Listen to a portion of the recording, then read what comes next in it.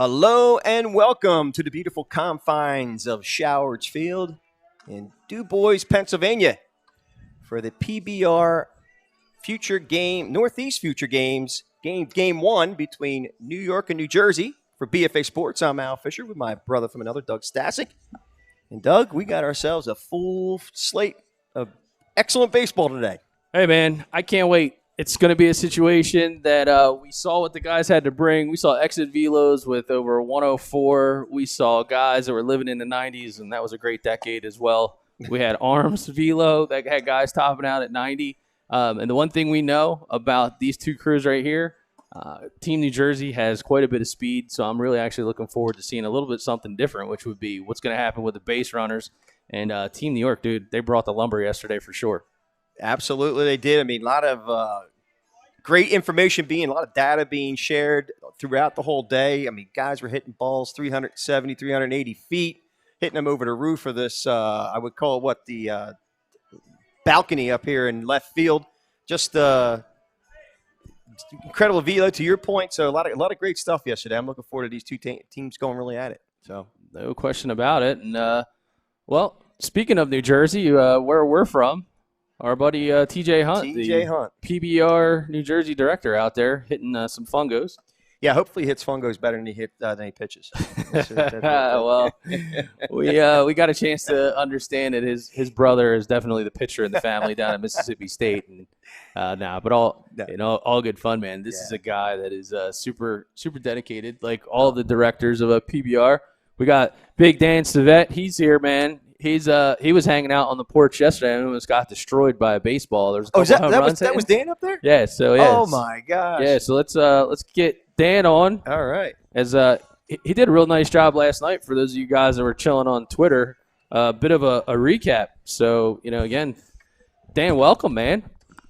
Let me get this. Yeah, get the headset on. There you go. What's up, guys? Fired up to be here. This is pretty awesome, honestly.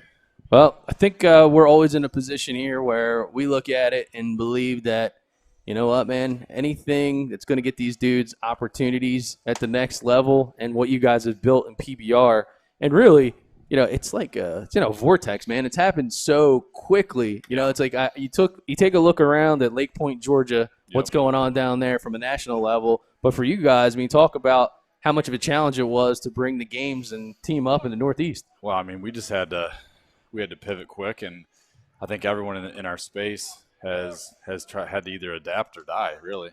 You're in a spot where I can't think in my 36 years of anything like this the countries went through. And then college recruiting in our space is so much different now. But what's really great is things like this that we are doing.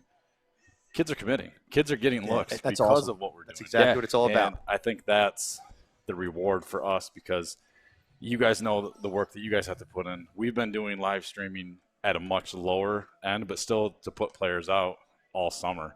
We had to make a quick decision in June. How are we going to do the PA State games? How are we going to do the New York State games? Yeah. Yep. Now we know where to do it next year. So. Yeah, hey, man, we're all about it, but. Talk about the city of Du Bois. So you've been doing a lot of your Pennsylvania events here, man. And we walked in this place, and I'm like, is this like Disney World or what's going on? Honestly, this field and Stern Field may be the two nicest amateur baseball fields, stadiums, really, I've ever been a part of. I don't think there's two this nice in the state of Pennsylvania, maybe the Northeast. It's like you're walking into a miniature minor league stadium. Yeah, it's amazing. It's awesome. It's amazing. And I think the cool part is what they did, knowing how much kind of land they had. You look at the dimensions of the field, they're so unique, and some people look out and see a sign that says, 333 to center. Well, I got news for you. That fence is every bit of a big monster in Fenway. Like 50 feet. Yeah, dude, it's insane. And and then you look in the left, your left center gap, you got 366. It's still got a wall that's like almost 20 feet high. Yeah. Right. And then the facility behind the Showers field sign. Dude, that is a shot. We saw a dude hit the ball over the roof yesterday. Yeah, we were up there doing some graphics, actually trying to get some top performers from the workout in the first pod. And yeah, a guy hits one over Now that's like 380. Oh, it's easy. You know? Easy. Yeah, when the You have to TrackMan carry over the fence. Yeah, So, I mean, over the when the TrackMan lost it, you Yeah. know it's far. That's all I know. But it's really great stuff. And maybe, hey, listen, you got New York and New Jersey kicking the day off, and then your squad from Pennsylvania soon will follow. Yeah. But man, I'll tell you, I'm just amazed at how much talent is in the Northeast. I think for a long time, from a college recruitment standpoint, it was always like, well, you got to get the big guys from the South. I just saw some absolute monsters yesterday. I think what's really going to surprise people is the arms. When the arms, we're going to roll out arms that are, you're talking about Northeast guys that now didn't even have a high school season. Right. They're already typically behind a little bit because of the weather we deal with. Right. You're going to see some really raw, top flight type of arms. I mean, some frontline arms are going to come out today, and we're going to be like, what is going on? Right. We're looking forward to that. Yeah, that's exciting. Being an ex-pitcher, I mean, that is what gets the juices flowing for me when I get to see these guys getting out there and competing and. So is it fair to say that you throw better BP than TJ Hunt? I actually do. I do. I can't imagine. It's really hard to believe. I mean, with his stellar performance at the beginning of yesterday. We had a summer workout here with about 60 players on Wednesday, kicking off before the juniors started, and I threw to the entire group, and then Jared, who came in yesterday, he threw to the lefties because I was like, I don't want to throw to the lefties and carve them up and throw cutters and stuff. So, TJ, he's got that long arm. See, a lot of pitchers are not usually that good at the BP. Oh, yeah, we have a little longer arm. Right. And we got to throw it a little harder. And you're trying to throw, listen, man, I always say that legitimately, from what I was coaching and things, the hardest job is throwing BP. Yeah. Because there's so much pressure on you, especially in this kind of environment and stage. You're trying to, give kids seeds. But, we can always have fun with TJ. Well, yeah, TJ can handle it. He's a good sport. Yeah, talk about a class organization. You guys are all, fantastic. Yeah, man. So accommodating, and so passionate about these kids. It's just amazing to me. I don't know where you guys all find each other the way there's no attitude, there's no, kind of look at me kind of thing. It's all about them, and I think it's awesome. Well, we had to make the decision where to do a Northeast one. And I basically called the city because we, like you said, we've done quite a few things here. And I said, hey, is there any chance that we can get the fields for these dates? And they had something scheduled here, and they just rolled the red carpet out. Well, that tells you a lot about your organization. Well, you know what? Every hotel in the every hotel, as we know in Du Bois, is booked solid. It's great for the economy and things. It really is. Dude, and we laugh. I called Al, the VP of the Chamber of Commerce down here, because the sign says it all. The best place to live, the best place to work. Definitely the best place to visit. They've been tremendous. Yeah. All right, so Al, let's make sure we jump right into it. And so, who is on the hill for Team New York? Team New York is number 24, Braden Consol. Hopefully, I said that name right. He's a right-handed pitcher out of Fairport, New York. He's 6'1", 220 pounds. That's up by Rochester, New York. Okay. Saw him at the New York State games this year. Really impressive, up to 88 miles an hour. Nice. A couple weeks ago. Just to look at him, he's a thick, durable lower half, strong. Going to be a potential frontline arm, I think, in the Northeast. He's effortless, too. You're watching him warm up. Obviously, it's warm-ups, but you can see he's just effortless. Yeah, I can't wait to we're going to have the TrackMan up again today, so that's going to be pretty awesome to see and to give some instant feedback. And nice throw down to second base. All right, so Console is ready to rock. As are we, even without any coffee this morning. Yeah. And listen, for those of you guys watching, man, don't forget we got another game going on over at Stern all at the same time. So leading on for number 11, Cooper Athey. He's an outfielder, left-handed pitcher, class of 22, rising junior out of Notre Dame, 6', 172. Cooper Athey. First pitch to him. Over for a strike call. All right, there's a good look at Athey out of Notre Dame, 6', 172. Dude, I can't believe that. I look at this kid, man. He's got he's cut up a little bit. He is. Obviously, athletic pretty build. pumped up about what's going on in the gym. Not an easy thing to do. And just like that, Al. I think it's 1-1. 87.5 nice miles an hour. And we'll call it 88. I'm just going to go straight up and tell everybody watching right now. So I'm putting the scoreboard up. just because I know there's bragging rights usually from state to state, but as far as like the balls and strikes, there's no chance that I'm going to be able to keep up with that as I'm running the board. No, I'll give it to you. It's 2-1. I already got the call that this is the New Jersey versus New York. This is for all the bragging rights. All right, so we got Athey at the plate, and then we got Console. Show his numbers right here: 87.2 spin rate over 2,200. So I guess he had his Wheaties this morning. Yeah, he's.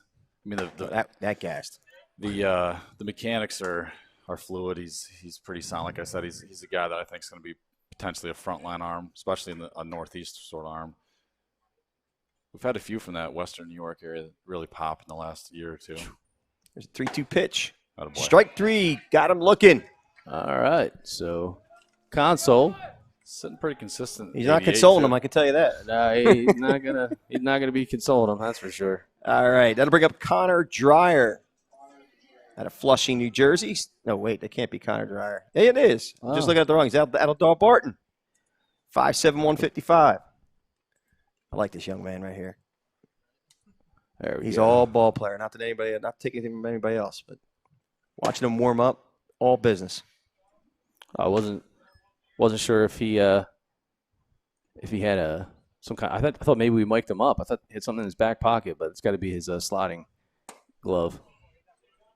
All right, so Console, 86 miles an hour. And some of these guys that we've seen in some of these events, they work so quick.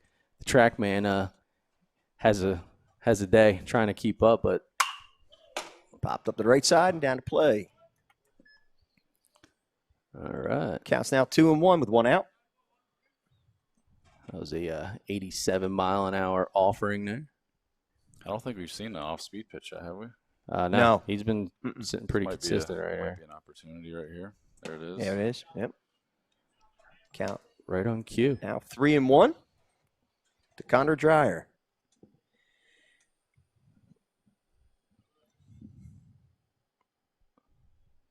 And the 3-1 pitch. Popped him up. Out of play, down the third base side.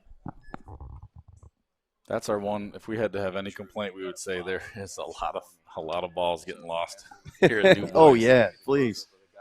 We got the creek down there. Kids are hitting them in the creek. I think they said there was like 30 balls hitting to the creek. I believe it, yeah. It sure seemed like balls are flying out of here. Cost you guys a fortune. Chop foul. Dreyer stays alive. Drew's got to follow the action on this one. And for those of you guys watching at home, so the one thing that we do is get a lot of feedback from the college coaches as they happen. So his last pitch was 88 miles an hour. So you will hear occasionally a background feed of me talking it up to the camera crew and just relaying, hey, we need this shot or whatnot. Right. So. Well, we try to be professional, but you got to understand the reason why we're here. The whole idea is for them and to get the data and the information out. All right. Walked him. 89. 89 with the fastball. 89 on that last pitch for the fastball. 2,100 on the spin.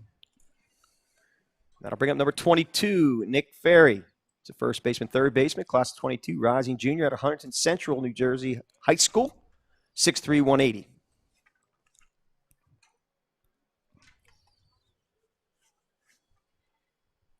Saul checks the runner.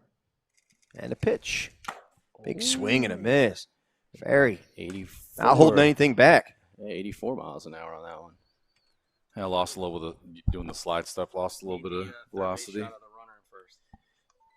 Dreyer takes his lead at first.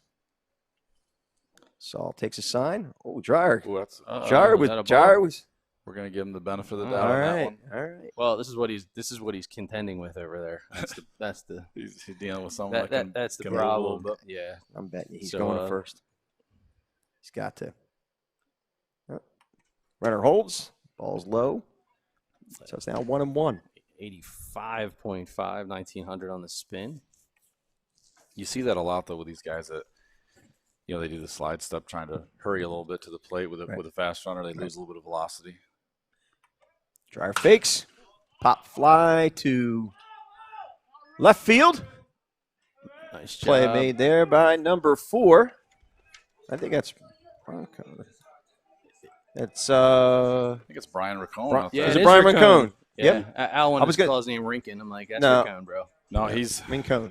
he's more of a middle infielder, as you saw yesterday. Really, really advanced skill set defensively, but he can boogie in the outfield and track some stuff down, obviously. All right, that brings up number 24, Chase Fisher, and there goes the runner, and here comes the throw. Not in time, so Dreyer gets a stolen base. In there. Dreyer, nice job. Real nice Didn't job. even hesitate.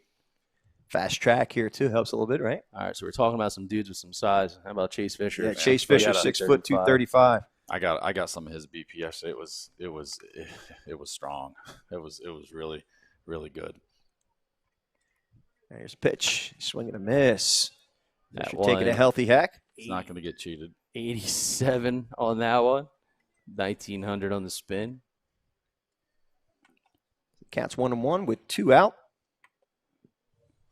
Take a look Fisher at the plate. Dreyer takes his lead. Nice Oh, job. low. Nice work by the catcher to keep it with him. Oh, I think the good news is, so Dreyer's looking runnerish, as you like to say over there, Al. That's what you say. Yeah, well, I don't say that. there you go.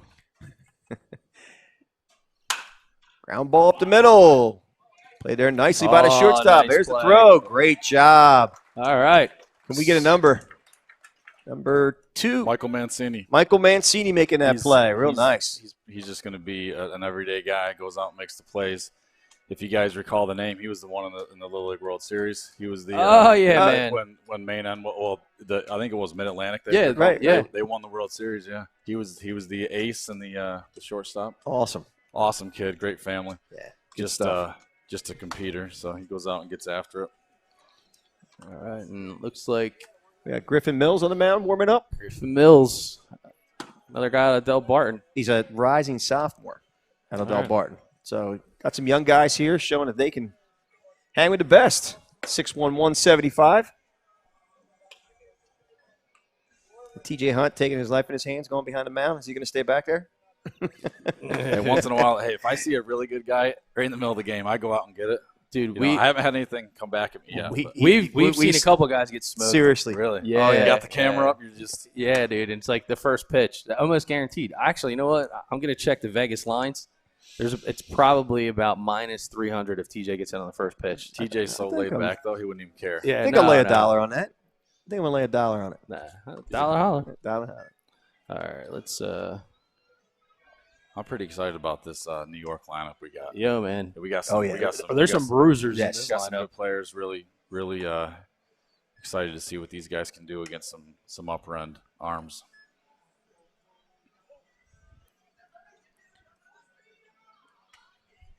So Griffin Mills.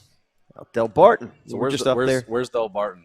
That's up in near it's in Morristown. Morristown, New Jersey. It's like north. Yeah. Northern Jersey. Yeah. Near Northern Sussex Jersey. County almost. Okay. Or it might be Sussex Yeah, County. Del Barton is one of the perennial non-public powerhouses in the state championship pretty much like every year.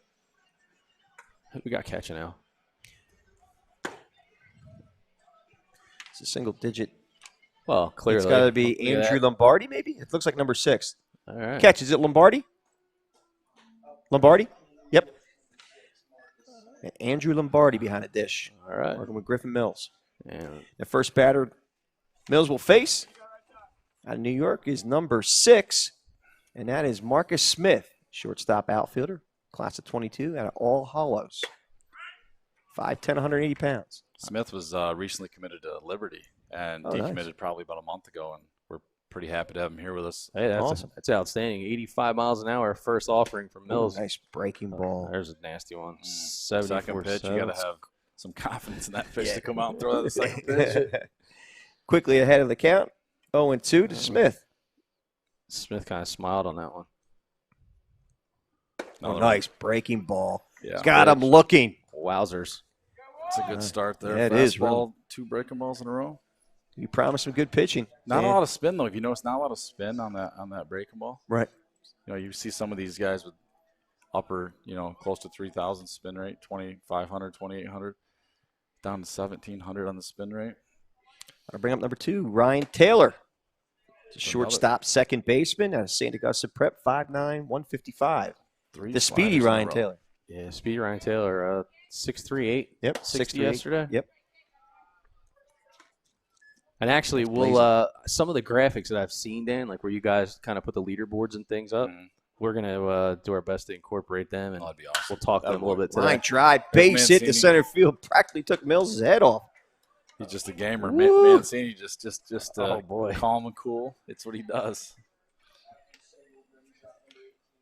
Wowzers. I apologize. That was Michael Mancini. I said Ryan Taylor. Yeah, you did. I got the wrong team. Way to go, buddy. That's good. That's good. He's on the select. All right. Ryan Taylor's on the select. I recognize that when I was like, wait a minute, that's New York. Can somebody get Al coffee? Please? I do need coffee. I'll bring up kid. Nicholas Badillo. I believe he is actually behind the dish today. He's a catcher third baseman out of Lakeland.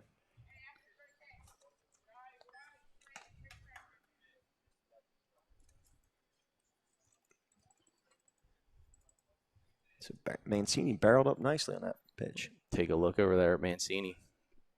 Looks like he's a little hungry. Stretches in the pitch. Strike called. It's now 1-1. 82.6 miles an hour, 1900 on the spin.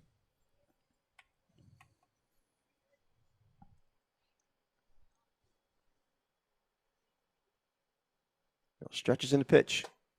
Common Blowing theme outside for a ball. Common theme we're seeing is the pitchers out of the stretch losing a little bit of velocity. They're seeing the guy at they know the guy's looking to move at the base, and they're getting a little quick. Well, especially here at this event. That was a nice throw there. 84.4 comeback. So the count's now 3-1 to Badillo.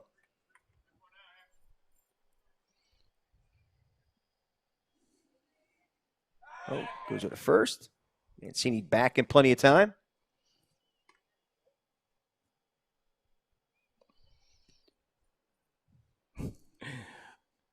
I wouldn't be surprised if he doesn't go here. Huh? Runner holds. Badillo gets plinked. Breakfast tattoo. That's all right.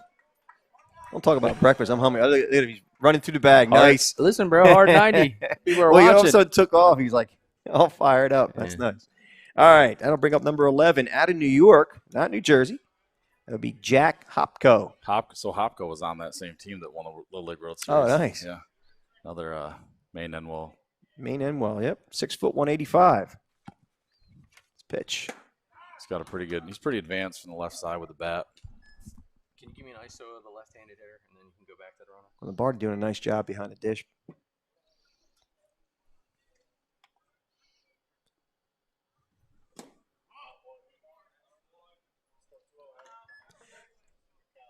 Counts now 2-0. Yeah, runners first, Hopko. second, good RBI opportunity there. With only one out. Look at Hopko, another 6-footer. They just build him bigger in New York. Ooh, nice cut though. Just missed that one. Fouled out of play. It's now 2-1. Yeah, 85, almost 2,000 on the spin. Got Mancini at second, Badillo at first with one out and a 2-1 count on Hopko.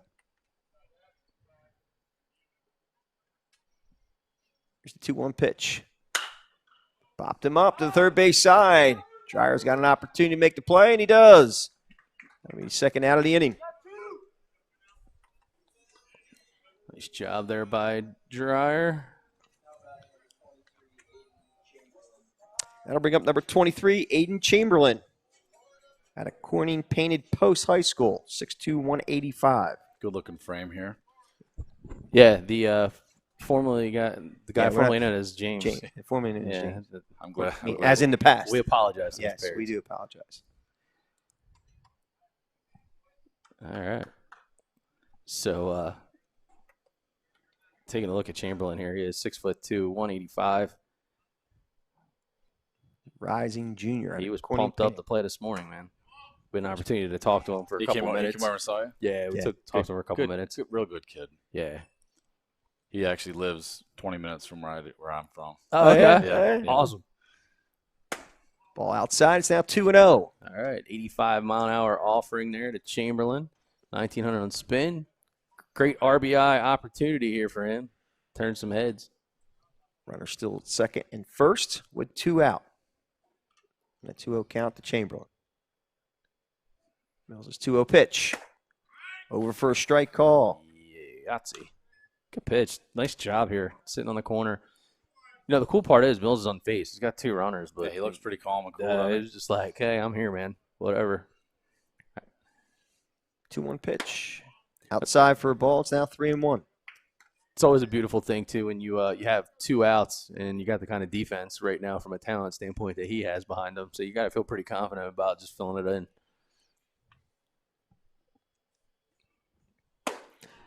And he lost him. I think that's the problem with young pitchers. Even, I mean, I remember in pro ball, it was forgetting how good the players behind you were to just attack the strike zone, and let's get the ball in play and get some outs. But these guys will learn. They'll keep getting better as they mature. Gave me a chance to mention Michael Oshag Hennessy. Yeah, Oshag Hennessy. Grounds out the second, and that'll end the inning. All right. I don't know if Dan understands that reference, but hopefully. Hopefully he does. He'll be fine. All right. Well, that'll end this inning, and we want to go to a break, or do you want to stay on and talk to Dan? How do you want to do this? Yeah, let's take a quick break. I want to talk to our camera guys, reset some stuff real quick. Okay. All right. We're going to go break. Right back. See you in a few.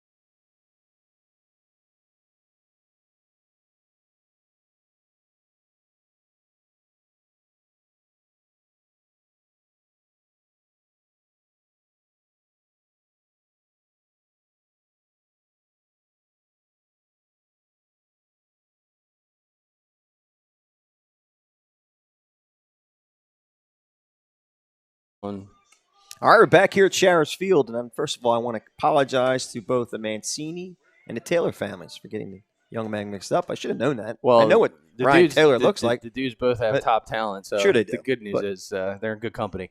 Yeah, so we have another inning here with number 24, Braden Console, at a fair point. 6'1", 220 pounds, big young man.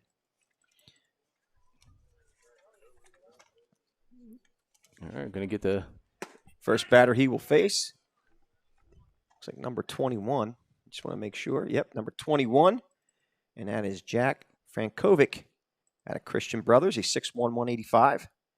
Shortstop, right-handed pitcher, rising junior. 2 quick strikes from Console. He's not here to console anybody. I'll tell you that. He's getting after it. No. So a quick 0-2 count.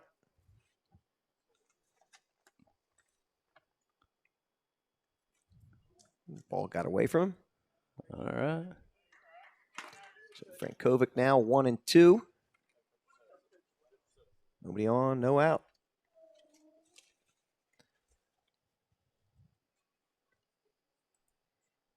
Here's a 1-2 pitch. Line shot down the right field line. Looks like it's going to make it all the way to the corner. Frankovic rounding first, chugging into second. He's definitely going to be going for third, and he is moving. As it gets a stand-up triple. Wow. Lead off the top of the second. How about that? I'll tell you what, man. Nice job there. Leveled off nicely and drove it right into the right field corner. That'll bring up number 10, Griffin Mills, our pitcher for today. Make sure you give Frankovic the love for that start-off triple there.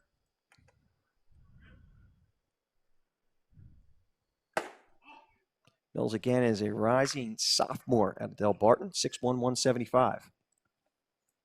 First pitch is over for a ball. It's now 1-0. Last pitch was 87.2 miles an hour, so he's feeling it, loosening up a little bit. Yes, he is. So Frankovic at third, 2-0 count to Mills. And here's the 2-0 pitch. Over for a strike call. It's now 2-1. All right, so Mills trying to help himself out on the hill. Frankovic right there. Swing and a miss. Big spot. Count now evens at 2-2. Runner at third and Frankovic. Mills at the plate with a 2-2 count. No score here in the top of the second. Here's a 2-2 pitch. And he got him. A breaking ball. Well, it's not a big deal. They can shake that one off pretty easy. All right, so I don't want to speak for him. I'm not the one at the plate, but either way. We have some action. That's right. I'll bring up number 23, Lorenzo Miola. That'll walk Chung Hills. He's 5'11", 160, class of 22 rising junior.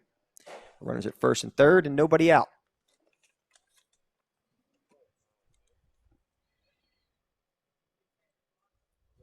Consul stretches in the pitch. Over for a strike call. 85 miles an hour.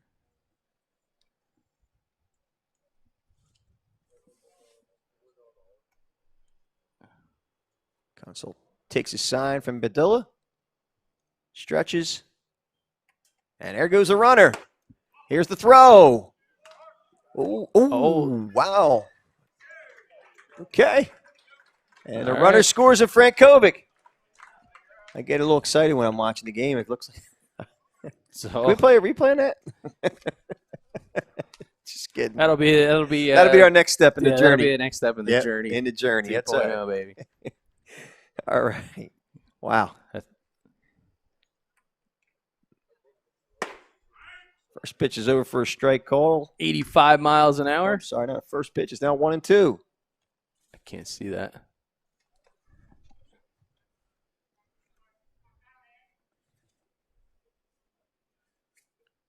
Oh. Thank you. Appreciate it. I wanted him to see that. Thank you. Awesome. All right. So Miola is still alive at 1-2 with a runner at second base in Mills and nobody out. A run on the board for New Jersey.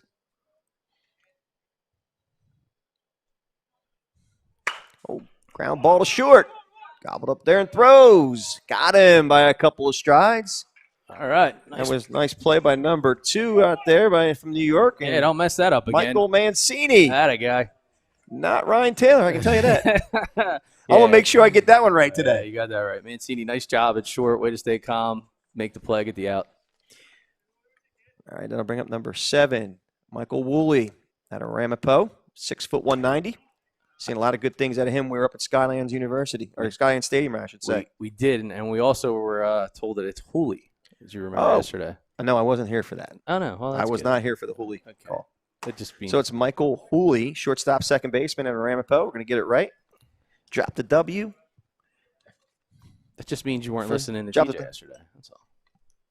That what are you going to do? All right. Okay. All right. 86 mile an hour on the last pitch there. I was probably focused on my console.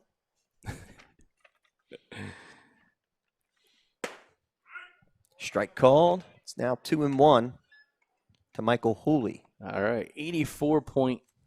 So he's staying consistent, man. He's sitting there from a velo standpoint, hovering around 84, 85. So why don't you want to round out? Excuse me, 84, 85. Well, it's not an exact science, Al. Yeah.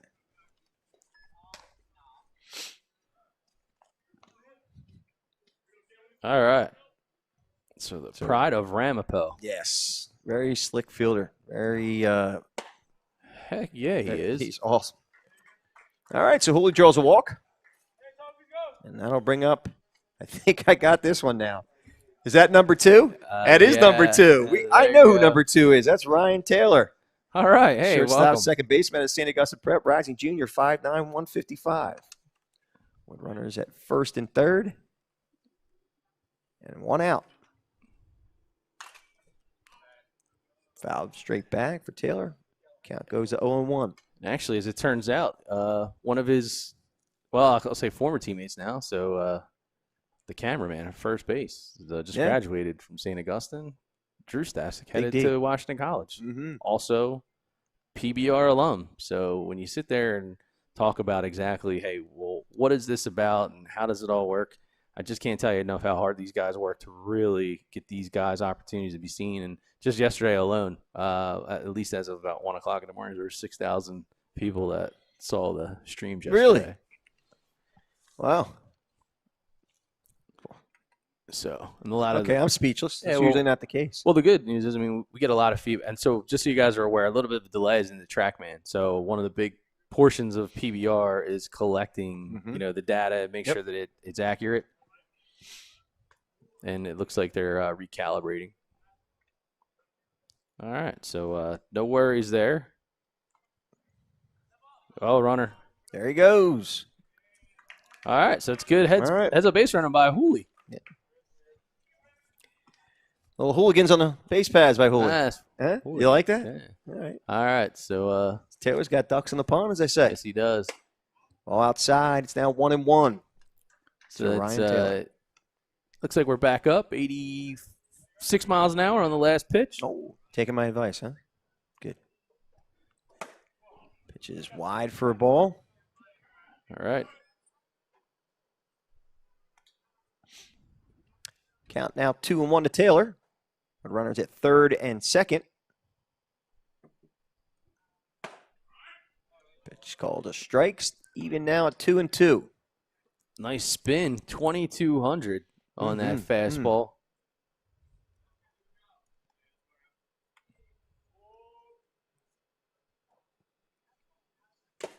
Foul tip Oh, good on third strike. squeeze Okay. there. Nice squeeze by Badillo.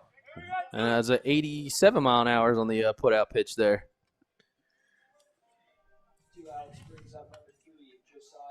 All right, brings up number 3, Josiah Brown. Shortstop, second baseman. Del Barton, 5'8", 175. Switch hitting, Josiah Brown. Yes, he is. First pitch is over for a strike call. All right. 86 miles an hour. A little bit of a...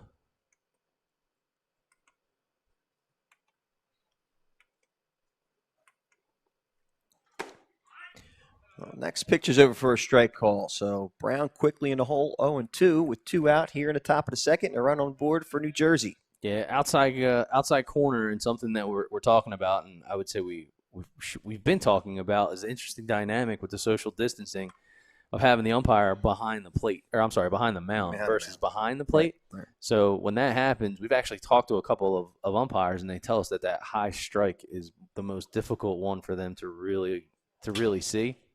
The other piece of it is it's some of the breaking balls. So as the balls actually come down in the zone, they're standing at a bit of a higher perch, we'll call it, and so the perception of some of the pitches can technically be a little bit off. So for those of you that are watching from our center field camera, The 2-2 pitch was low for a ball. It's now full to Josiah Brown. yeah, great job by Josiah Brown on the switching it up.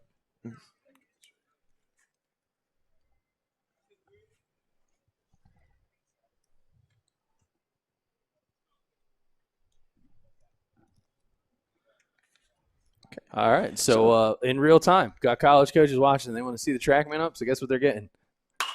There's a shot to center field. Easy play for the center fielder there, number 23. Number 23 for New York is Aiden Chamberlain.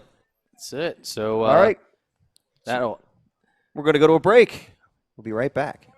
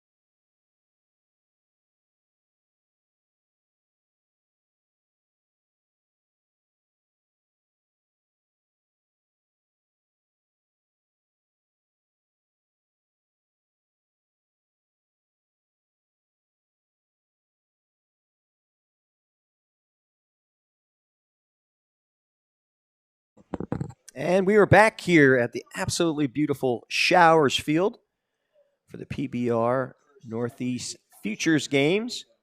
Game 1 versus New Jersey and New York. Team New Jersey put up a run in the top of the second inning. Now we're moving to the bottom of the second for New York.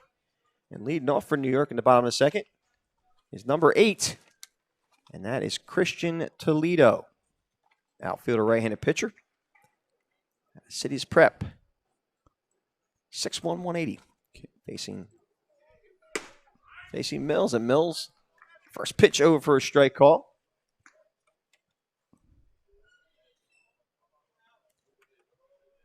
Mills, a quick worker, gets his sign in the pitch.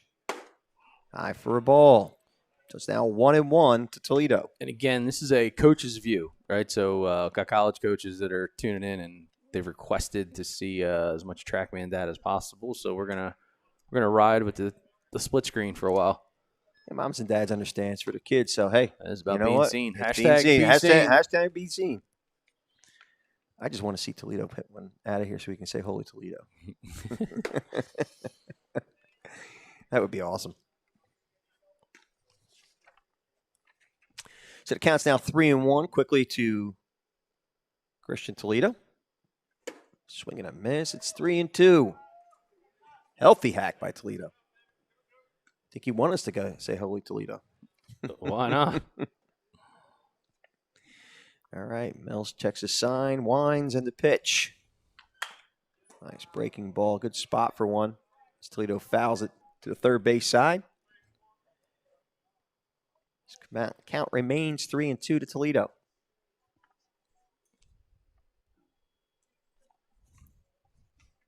And the 3-2 pitch. Swing and a miss. He struck him out, dropped third strike, and throws him out. It's a great job by Lombardi to recover and throw out Toledo. That'll bring up number 21, Gavin Boyle, outfielder, first baseman, class of 22, rising junior out of Royalton Heartland High School.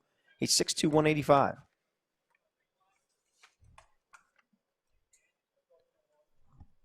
He's stepping in to face Griffin Mills. Fly ball, foul. It hit pretty well, but out of play.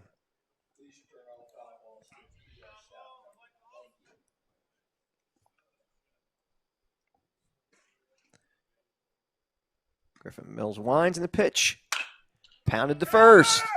Picked cleanly there, and he number 24 from New Jersey. And that is Chase Fisher, retiring the batter. Ryan Cone.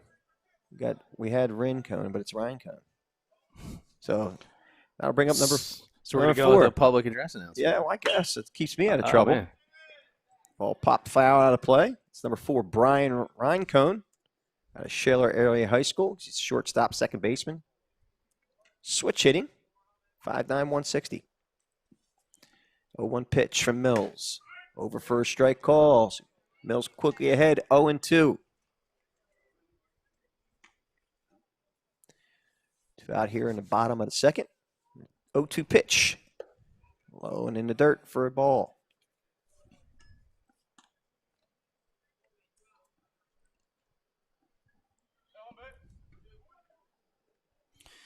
Mills, a very fast worker, gets his sign usually and he's ready to go. Here's the 1-2 pitch. Low and outside for a ball. It's even at 2-2 with 2 out in the bottom of the second.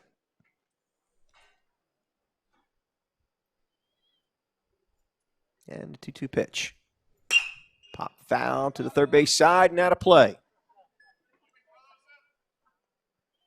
So the count remains 2-2 to Rincone.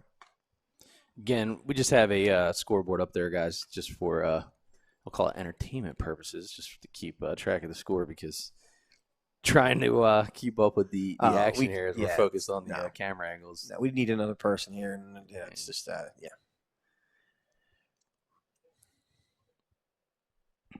Here's the 2-2 pitch. Swing and a miss. He struck him out. That'll end the inning. So no blood for New York. We're going to go to the top of the third. We'll be back in just a few.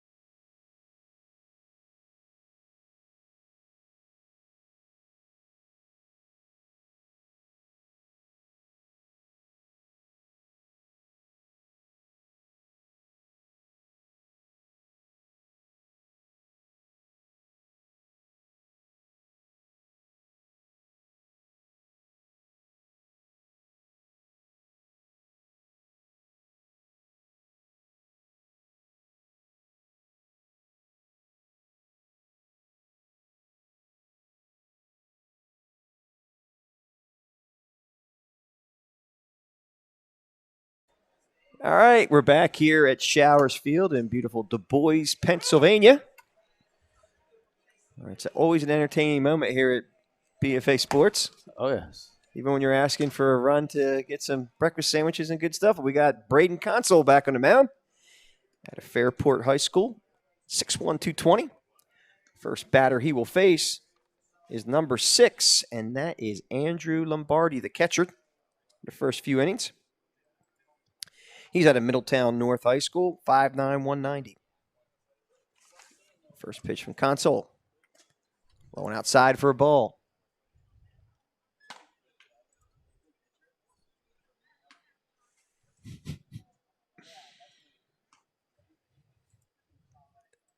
Console takes his sign from Bedell in the pitch. Outside for a ball. It's now 2-0.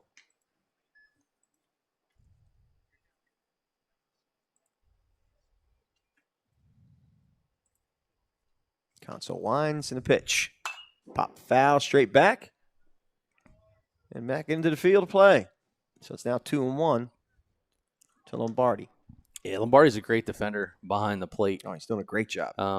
We've seen him down a couple of different PBR events, and again, Middletown North, another school that does remarkably well year after year, and so he's been a big part of that team, that squad, and so the rising junior, I think, is ready and poised for what could be a breakout year. I think the count's wrong on the scoreboard. No, it was 3-1, so he walked him. So Barney walks. And then I'll bring up number 8. Braden Connors, who's a catcher outfielder, rising sophomore class of 23 out of Bergen Catholic High School. 6', 188. Barty at first, nobody out. Oh, he's blocked by Padilla. Keeping the ball right with him and in front of him. So Lombardi cannot advance at second.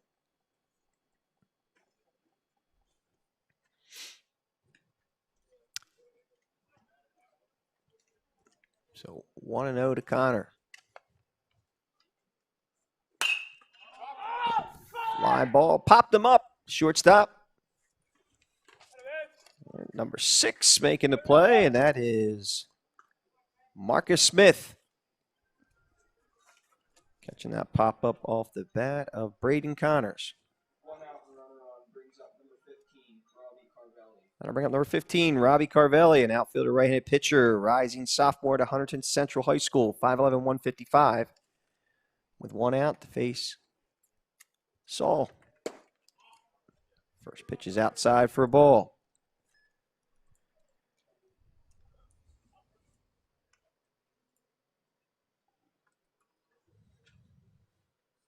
Saul stretches in the pitch. Console, I meant to say.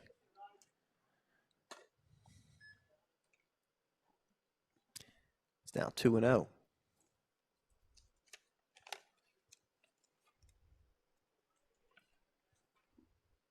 Here's a 2-0 pitch to Carvelli. Over for a strike call. So Console gets one over. It's now 2-1.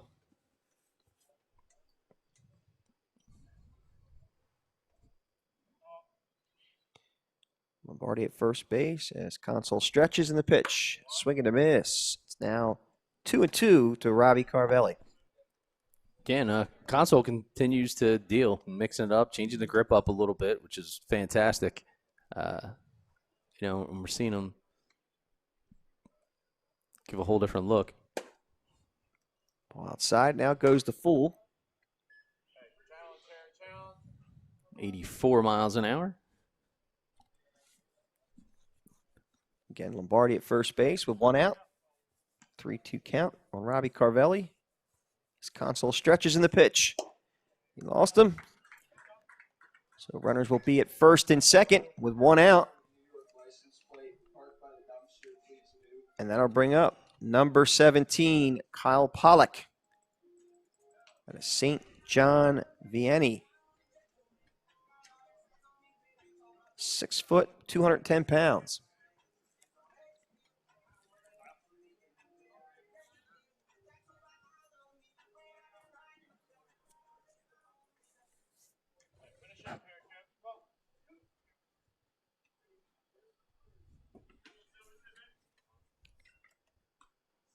The first pitch. Over for a strike call.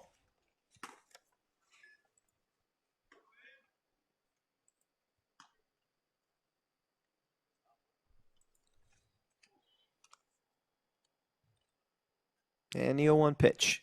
Swing and a miss. Big hack. Now, Console quickly ahead 0-2 of Pollock.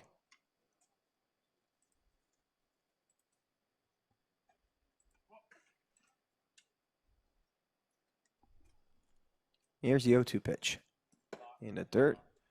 Good block by Padillo. A little help from the PBR sign there.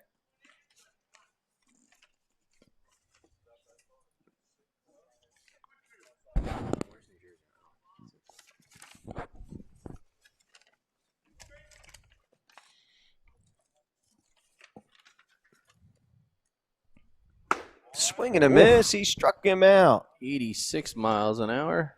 So 2 out here now in the bottom of the second.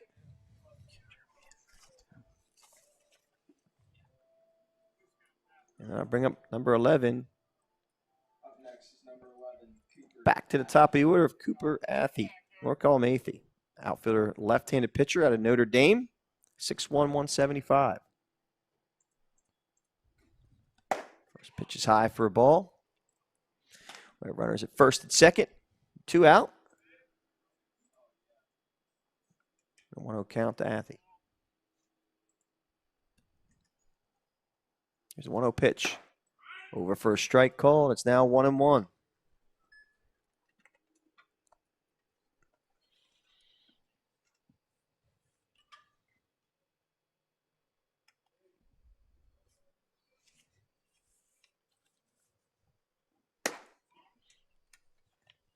Ball missed outside. 2-1 to Athey.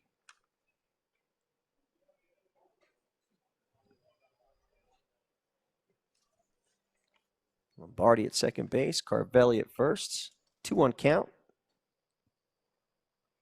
to Athey with 2 outs. And here's the 2-1 pitch. Swing and a miss.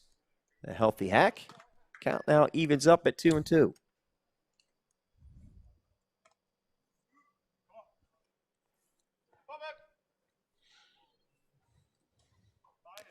Console stretches in the pitch. In the dirt. Count is now full. Hey, hold your spots. Get it across the diamond.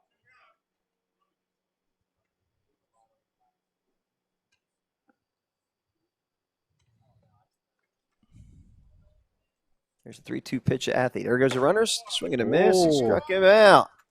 That will end the inning. We're going to be moving to the top of the third. We'll be back right after this break.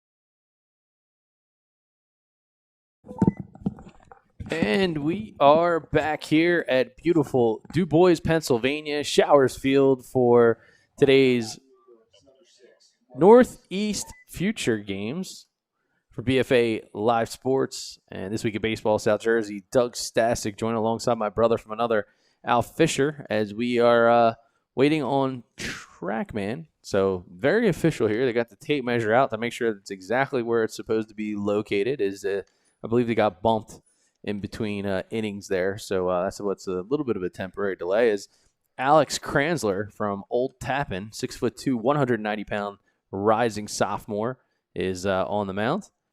And, again, he's going to have to wait a couple brief moments before he faces off against Marcus Smith, Al.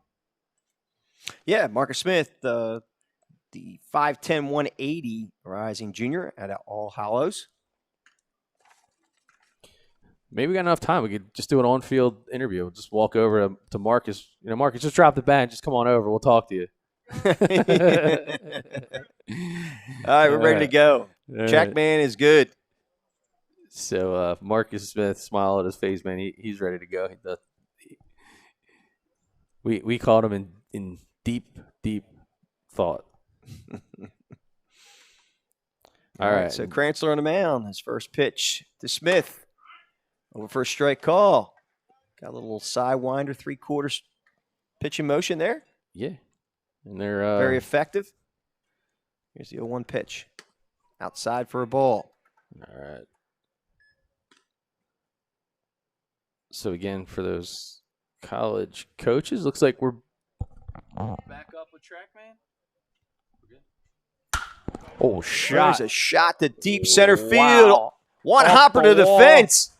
And that went out there so quick that Smith is only going to get a single out of it. Oh, man. You know, that's one of those singles, Doug, that it got there in such a hurry that you can't – he didn't watch it. He got out there. Oh, yeah. That ball was a bullet. Smoked it.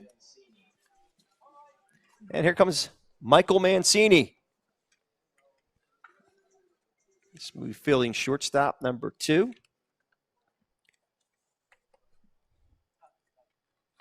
With Smith at first base and nobody out.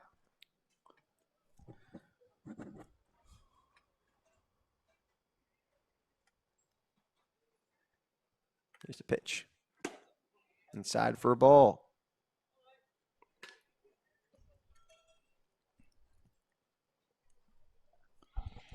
So Smith.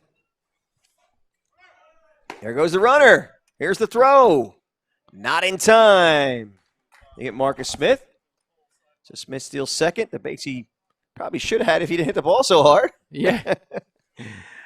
There he is. Smith is Mancini now with an RBI opportunity. And Line drive, base hit. Why not? Smith looking back. Here he comes, rounding third, and here comes the throw, and it'll be cut off. As Mancini moves into second on the throw. So a line drive single for a base hit, RBI base hit. Moving to second on the throw. And New York is now on the board. Yeah, so Mancini coming up clutch. He stuck the clutch, just like Starsky and Hutch. You don't know that lyric, do you? You're dating yourself now. Whatever. All right, so it's a bit of a game-tying RBI now for the bragging rights crew. Yep, that'll bring up number 18, Nicholas Badillo, the catcher out of Lakeland High School, 6 foot, 200 pounds. Nice size, rising junior. First pitch to Badillo is outside for a ball.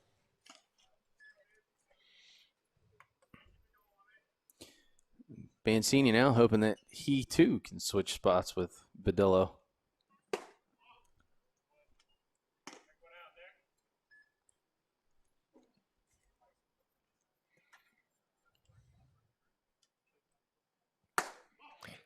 Ball outside is now 3-0 to Badillo.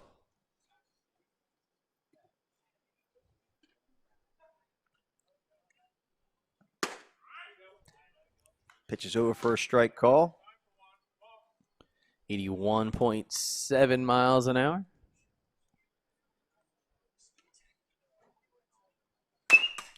Ball pounded off his, I think that was off his foot, the way he was hopping there. So the count now full at 3-2 to Nicholas Badillo.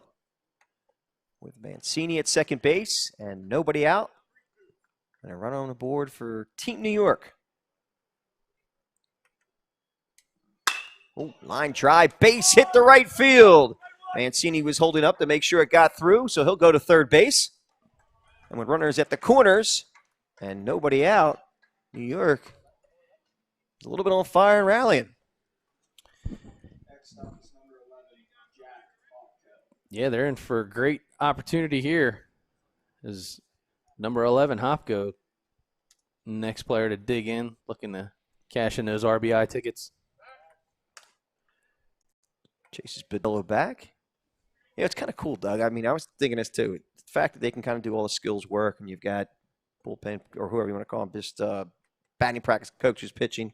But when you see it live and you see it translated on the field, you really get to see how these kids, the talent really starts to really ooze out. Oh, without question.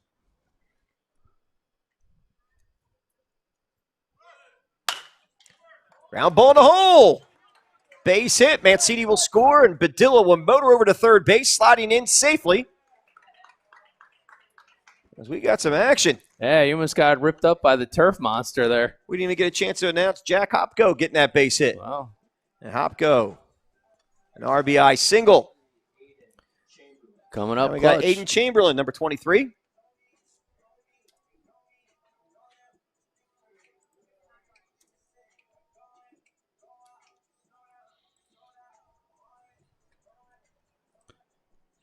Chamberlain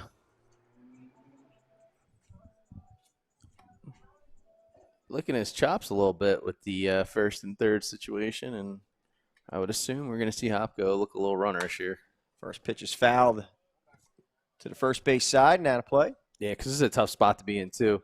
You're coming in, you're literally playing with guys that you just met yesterday during BP and skill session, so to try to put a play on with running first and third, that's not happening in a showcase scenario. There he goes. Pitch. There goes Hopko. Swing and a miss. Go in without a contested throw. So now runners at second and third and nobody out for Aiden Chamberlain. Great RBI opportunity for him. Pitch fouled back and off the screen and back in the field of play.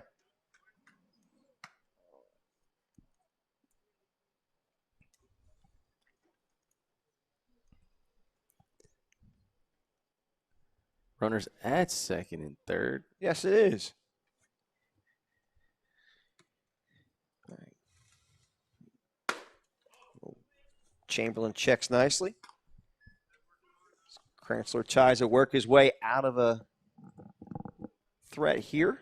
Yeah. Well, the thing I like about Kranzler is just the fact that, he's not wavering.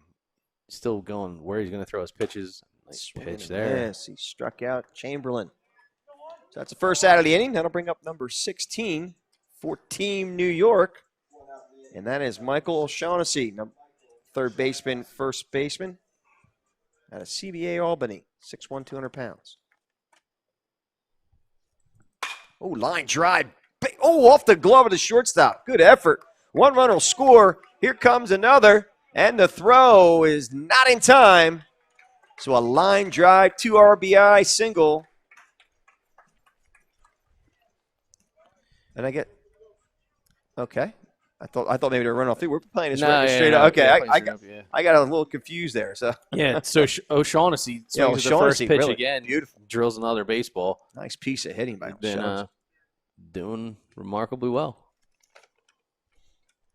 All right, I'll bring up Christian Toledo. Out of City's Prep. First pitch is called a strike to him. O'Shaughnessy at second base in the 0-1 pitch outside for ball.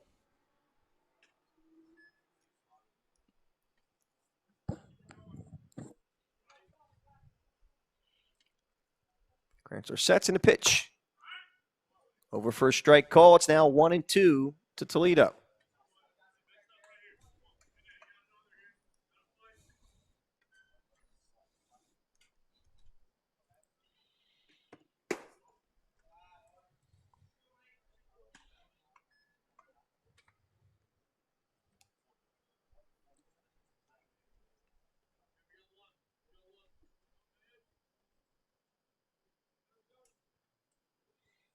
Kranzler sets and the pitch. Pop fly off the screen and back into the field of play. So the count remains 2-2 to Toledo. New York picks up 4 runs so far here in the bottom of the third. They have a 4-1 lead against New Jersey.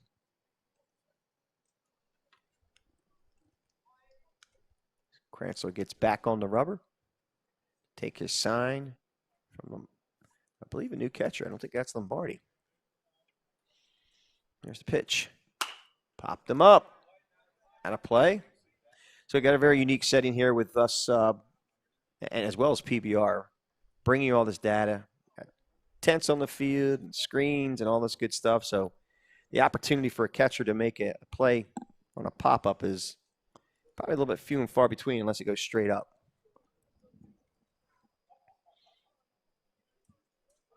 There's the pitch from Krantzler. Outside for a ball. It's now full count to Christian Toledo.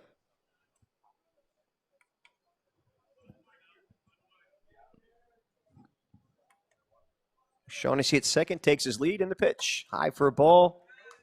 He walked Toledo. So now runners at first and second. And 1 out. And I bring up number 21, Gavin Boyle. Out of Royalton Heartland High School, 6'2", 185. Good size, rising junior. Here's the pitch. Over for a strike call. The outside corner. Can you show this left-handed batter one time?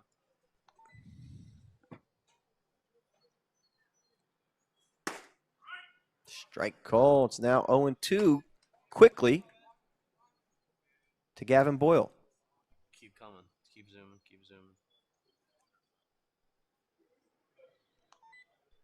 And the 0-2 pitch.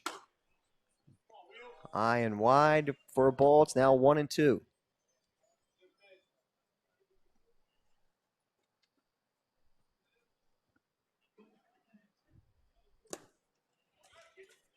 Ball in the dirt. Runners do not advance.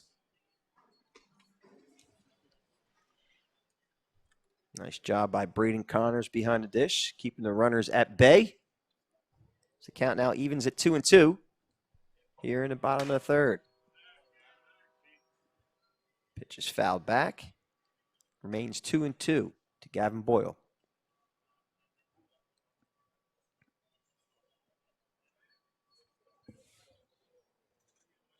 Krantzler takes his sign and stretches.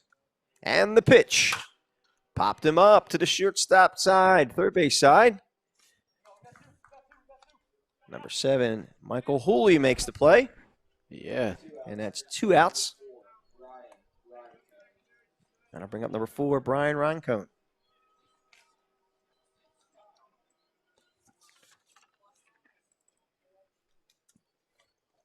First pitch to Roncone, outside for a ball.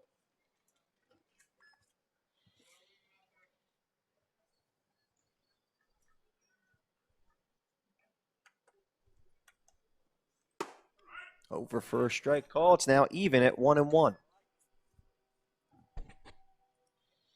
Runners at first and second. 2 out. Bottom of the fourth. And Krantzler winds in the pitch. Low for a ball. It's now 2-1.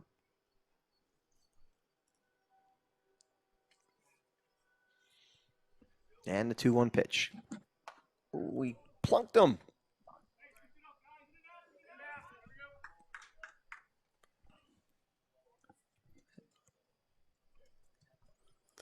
All right. That'll end the inning. All right, so there is a limit. Okay. All right. I had no idea. All right, so we're going to go to a break and move to the top of the fourth, and we'll see you in just a few.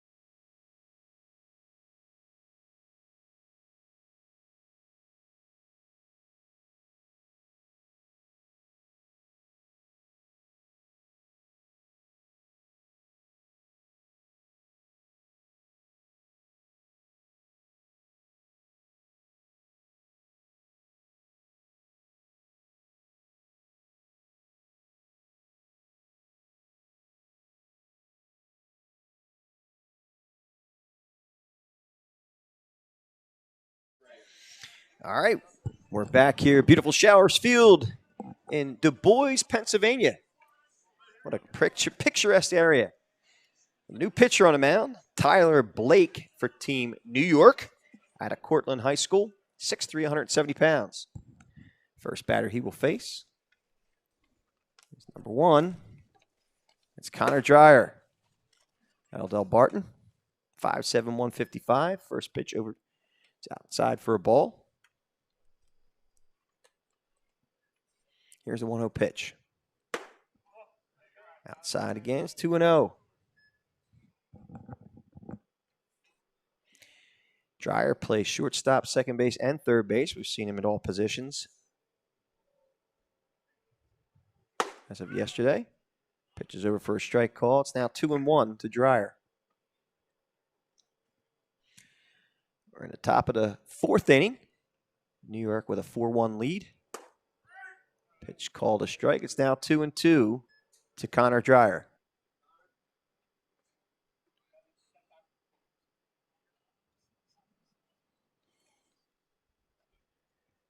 And the 2-2 pitch. Line drive, finds a spot, base hit to right field. Nice piece of defensive hitting by Connor Dreyer. Takes a pitch the other way. And he's a leadoff runner here in the top of the 4th. And that'll bring up number 22.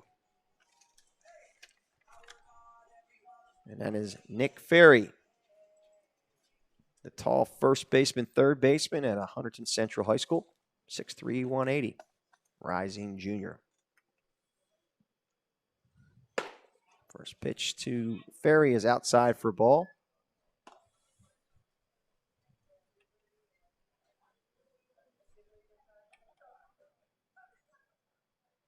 Dreyer takes his lead at first. And the pitch, high for a ball.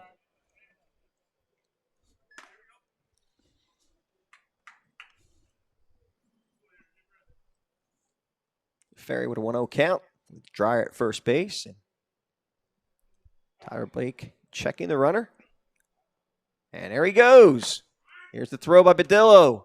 Not in time. So Team New Jersey putting the pressure on to put a runner in scoring position. Nobody out for Nick Ferry. An opportunity for an RBI. Here's a pitch. Fouled straight back. A nice cut.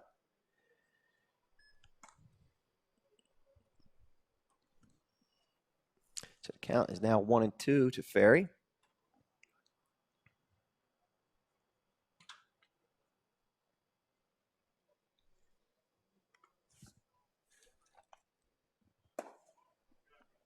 Outside for ball. The count is now even at 2-2.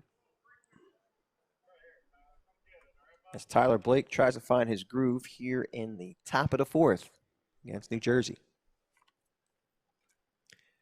Blake takes a sign, checks the runner, and a pitch. Chopped to second base. Second baseman charges and throws. Got him. So nice job there by number 6, Marcus Smith, to retire Ferry. So 1 out. That'll bring up number 24. That's Chase Fisher, I believe. It is. At Hunterdon Central High School, 6 foot, 235, first baseman and a third baseman. Rising junior to face Tyler Blake. Here's the pitch. In the dirt for a ball. Yeah, Chase Fisher, he's a guy that has some legitimate pop in his bat. You know, we saw it yesterday, and we've seen it at both the state games as well as the future select games. Blake winds in the pitch. Swing and a miss. It's now 1-1. 85 miles an hour, 2,000 on the spin. Big lefty getting some velo. Yeah, man.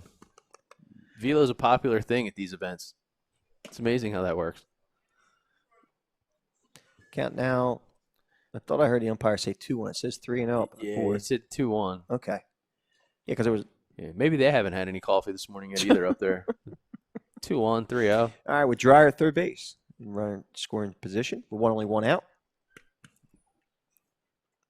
Chase Fisher digs in and sets. Here's the pitch. Oh. Ball low. It's now 3-1 to Chase Fisher.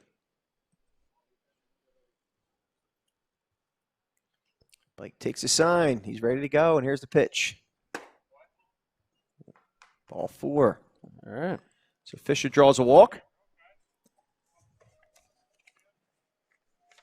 That'll bring up number 21, Jack Frankovic out of Christian Brothers.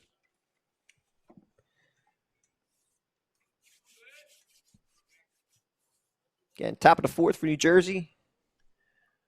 Runner at third base and Dreyer. And at first base and Fisher in the first pitch.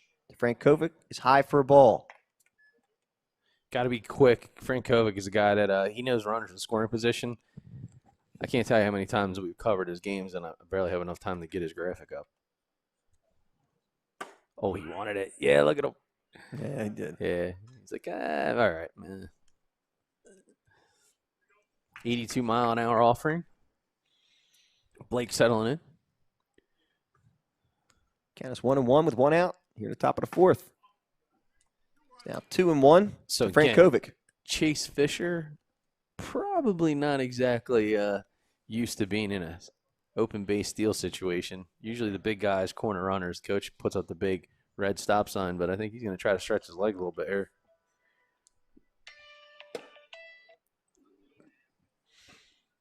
Count now 3-1 to Frankovic.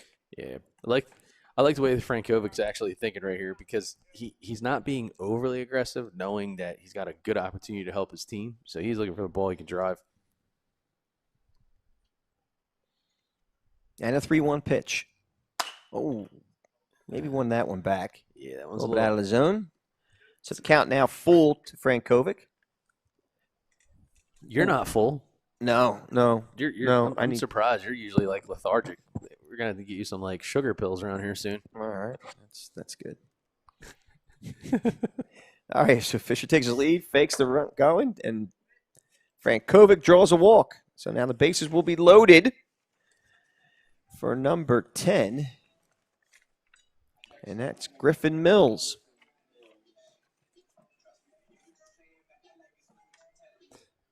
Veteran move by the catcher.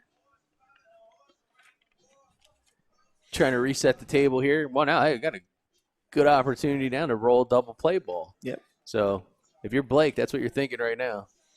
Hey, here's the best part about it. When you're in these opportunities, these kind of showcases, the coaches want to see how do you respond to being in a situation. It's easy to throw and there's nobody on base. Right. It's easy to throw and, but to be in a position here where you got bases loaded, you're trying to hold on to a lead for your team. Yeah, I know you like Frankovic, but would you like to put Griffin Mills? Yeah, we might actually appreciate that. Yeah, it would be nice. Yeah, apparently, Frankovic doesn't want to. He doesn't want to go away? Doesn't want to go away. Yeah. All right, there we go. All right, so count quickly 2-0 to Griffin Mills. They got nowhere to put him, so they're going to have to start throwing some strikes to him. Here's the 2-0 pitch. Oh, turn on that shot one. to center field. He's looking. It is gone. Grand salami for Griffin Mills. Over the 333-foot mark. And quickly, New Jersey gets back in this ball game and takes a 5-4 lead. Are you kidding me, dude? Wow. Talk about a guy. That is pretty cool. Yeah, well, when the cameraman runs out of room and there's nowhere else to actually show the ball going over the wall, you know that was a bomb. The salami for Griffin Mills. Grand salami. Wow. Talk about waking up a team. That's how you do it. So that'll bring up Lorenzo Miola. Shortstop, second baseman out of Wak Chung Hills, 5'11", 160. First pitch, swing and a miss by Miola. I think Miola was trying to follow Mills on that one. Well, hey, Blake responded with an 87-mile-an-hour piece of cheddar. Oh yeah. Blake picking up a little bit here. Now he got himself fired up. Again, it's about, hey, how do you respond? Not about what happened. Next pitch.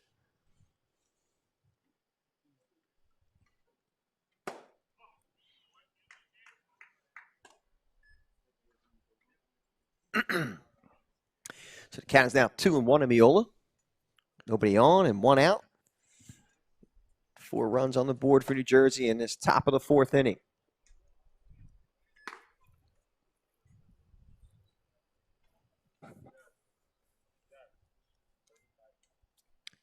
Good shot here. Blake winds in the pitch. Oh, fly ball to center field, fairly deep. Chamberlain gets under it and makes the play. So that'll be the second out of the inning. So this is exactly what you want. So you give up the big hit, and it's how do you reset your breathing? How do you refocus? And kudos to Blake because he got it done. Got a pop out right after that.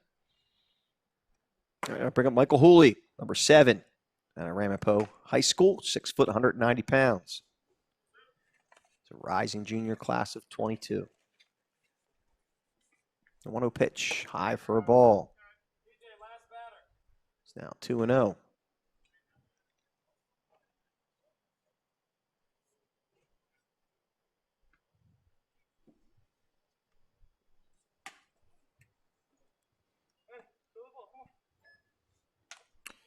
All right, and these guys continue to work through. We've got a great battle on our hands, though, man.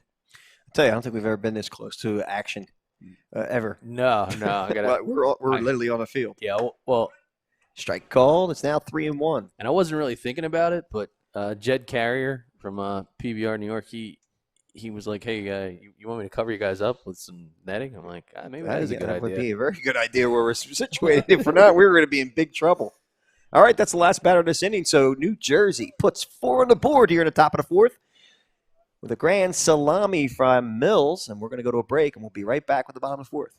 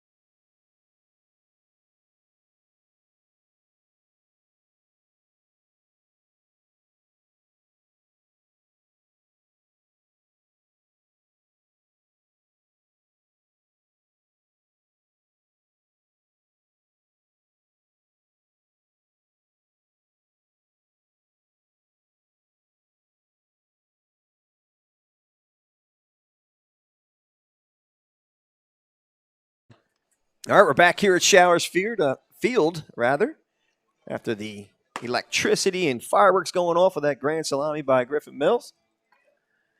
We're moving to the bottom of the 4th. I thought the real electricity for you was the fact that someone said they're bringing you a breakfast sandwich. Yeah, Yeah, I haven't seen you get so excited. I You lit were, up. It's like out Eat of It your Joe. It chair. said Eat It Joe's across me, like the cartoons. So Alex Krantzer back on the mound for his second inning work of the work. And that'll bring up number 6, Marcus Smith, to lead off this bottom of the 4th. First pitch outside and low for a ball.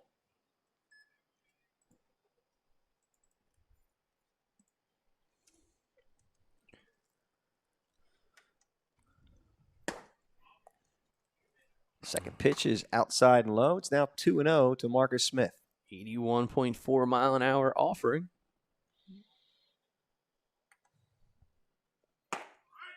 Pitch is over for a strike call. It's now 2-1. Smith is locked in, dude. Watch this swing. Here's the 2-1 pitch. Oh. Bounces up there. It's now 3-1. Hey, 19 mile an hour differential breaking ball from the fastball, but look at the spin rate. Going on the tilt-a-whirl at 2,000. He walks him. 81.7 miles an hour. So Smith, yeah. Don't Is mess that up. Jay-Z? Yeah, don't mess up Mancini's name this time, would you? All right. Now stepping to plate is number 2, Michael Mancini. And I mean, Enwell. It's 5'10", 160 rising junior. Shortstop and a right-handed pitcher as well. Likes that middle infield. We may see him on the mound today.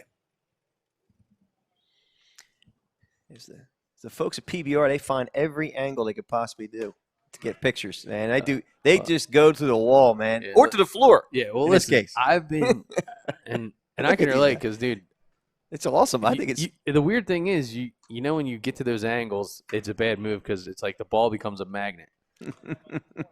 I don't care what I'm telling you right now. You you get yourself caught in a net or on the ground, dude. It's the weirdest thing. It's happened to me.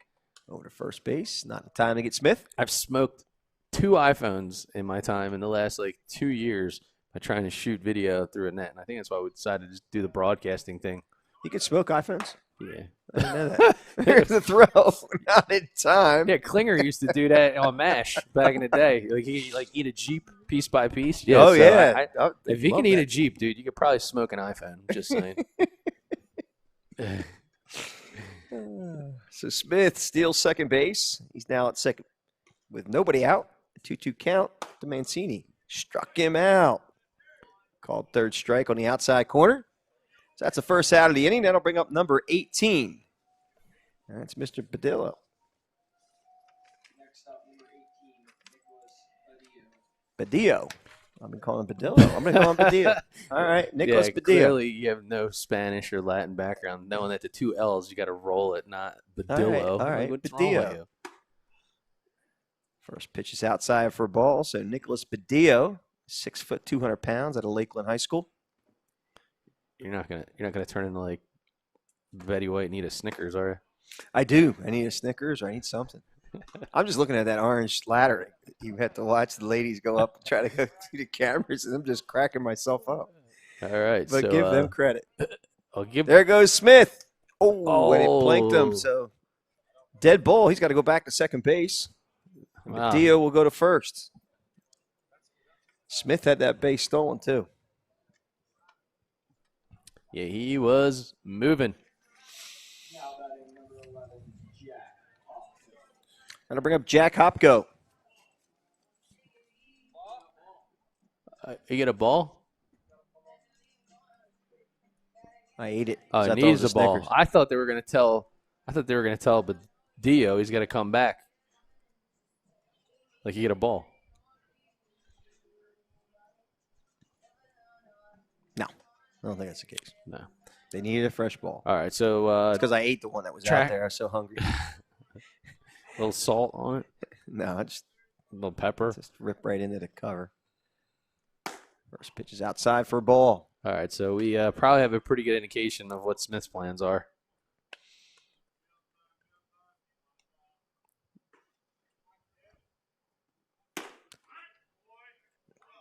Pitch call. A strike on the outside corner. It's now 1-1 to Hopko. With runners at first and second and 1 out. Oh, chopped. Foul. Actually thought it might have gone off his foot. Just we have that perfect perspective here at the plate. We are right on top of the action, as you can probably tell. All right, here's the 1-2 pitch. Outside for a ball. So as much as Smith is runnerish over there, you got a left-handed batter at the plate. It's usually a little bit easier for the catcher to make a play or make a throw down to third. So I guess Smith's being very selective. And there he goes. Oh, he fakes. The ball's popped up to right field. Grabbed there by the second baseman, number 3, Dean Mijos. 2 outs brings up number 23, Aiden Chamberlain. That'll bring up Aiden Chamberlain. Sorry, that's not Dean Mijos. I got the wrong team. My bad. Somebody get this guy a Snickers bar. No, He's I need fading one. fast. No, I'm only, good. It's I'm only good. game 1. Well, I dude. realized it was New You're, Jersey losing your because mind. no, it's Josiah Brown that made that play at second base. Yeah, thanks. Josiah Brown at second base made the play, Here it is. It's and Aiden Chamberlain at the all plate. right, 10:30 a.m. It's amateur hour. This Monday. Did you bring your Connecticut school broadcasting diploma with you? No, it was Did taken. you? It was taken back. I failed out, and they wanted me to pay triple. All right, good pitch here. Kranzler trying to navigate through the waters with men on. Nice pitch Nice there. pitch. Whew. Counts now 2-1. So again, runners at second in Smith, first Badillo. Pitch is fouled back, and now even at 2-2 to Chamberlain with 2 out.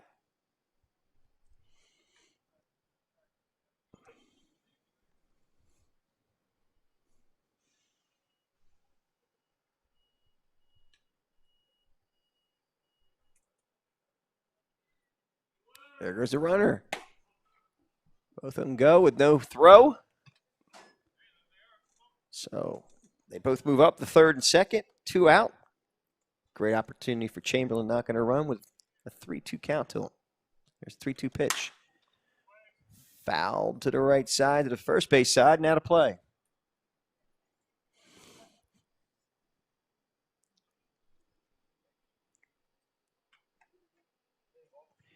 And they need a ball. We're out of balls.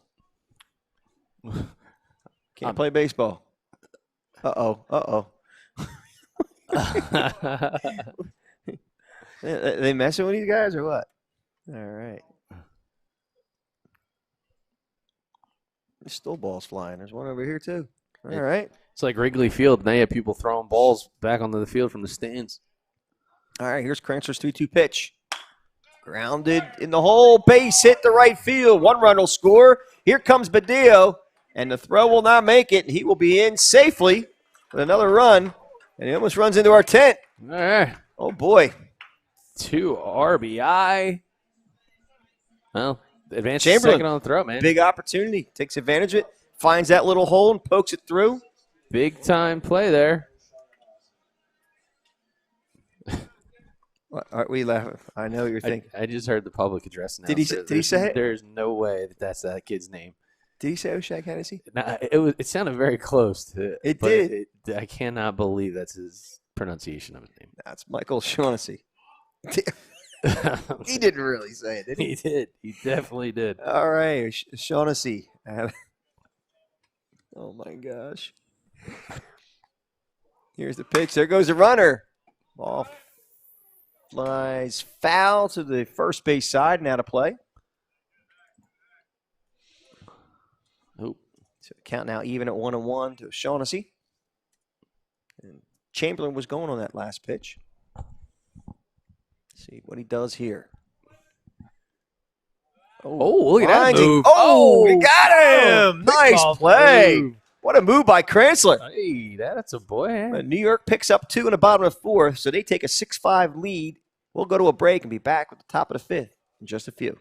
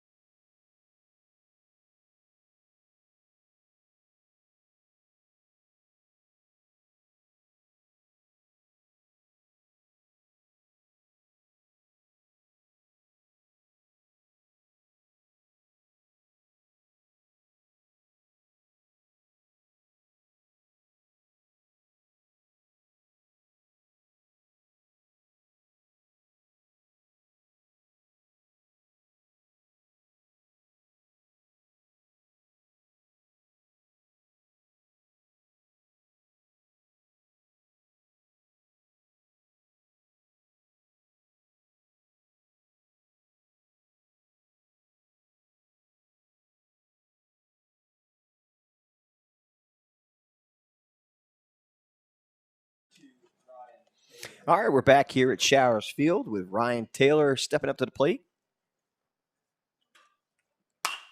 First pitch is popped up, foul to the first base side, and out of play. So we got Tyler Blake in for another inning work. And talk about electricity here. We have had some pretty good electricity in the last inning and a half between these two teams in New Jersey and New York. A lot of great base stealing and a grand slam.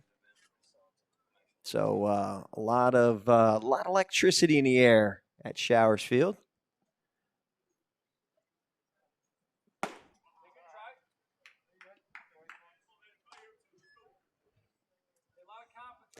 Count now 1-2 to Ryan Taylor out of St. Augustine Prep. He's 5'9", 155, rising junior. Plays the middle infield. Ooh, nice pitch. Called third strike on a breaking ball by Blake. So with one out, that'll bring up number 3, Josiah Brown.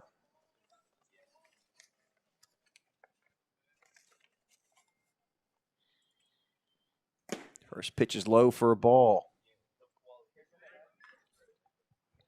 So sun peeking out here in Du Bois, Pennsylvania. Had an absolutely spectacular field in Showers Field. As Blake sets and pitches. Big swing and a miss. Count now even to Josiah Brown. I think Brown was trying to tie this game with one swing of the bat. Again, Brown out of Del Barton. Pitch called for a strike. 5'8", 175 pounds. Plays shortstop, second base. Now with a 1-2 count. Blake winds in the pitch. Ooh, just missed. It's now 2-2. I just love the fact that Brown is so good from both sides of the plate. And you can talk about a battle here. So the fact that Blake's able to come back and take the mound, after an inning where he kind of ran into a little bit of trouble, but showed some response, showed poise, got himself out of the inning, which is exactly what you want, man. If you end up giving up a hit, that's going to happen on the pitcher's mound. That's just part of the deal. But the coaches want to know how you're going to respond, and he did. So now he gets a chance to come back in this inning and show his stuff again. I think it's great. All right, walk Josiah Brown. That'll bring up number 6. Next up, number 6, Andrew Lombardi. Andrew Lombardi, who was behind the dish earlier today. Brown at first base after the walk. Here's the pitch from Blake. High for a ball.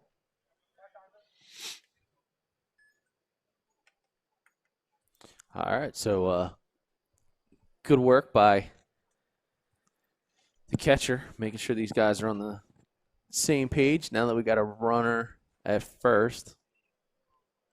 Yeah, and the new catcher is Adam Agresti. We'll get that one out right.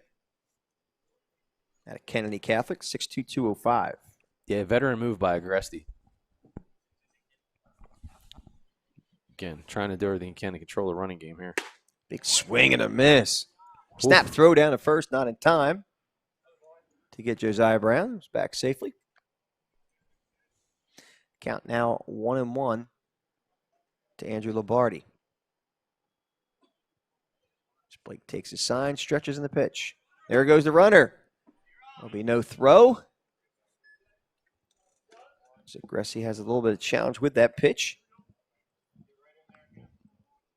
The count is now 1-2 to Lombardi with one out here in the top of the 5th for New Jersey. Strike 3 call by the umpire. So Lombardi goes down looking. Next up is number 8, Braden Connors. I bring up Braden Connors, the catcher at Bergen Catholic, rising sophomore, 6 foot 188.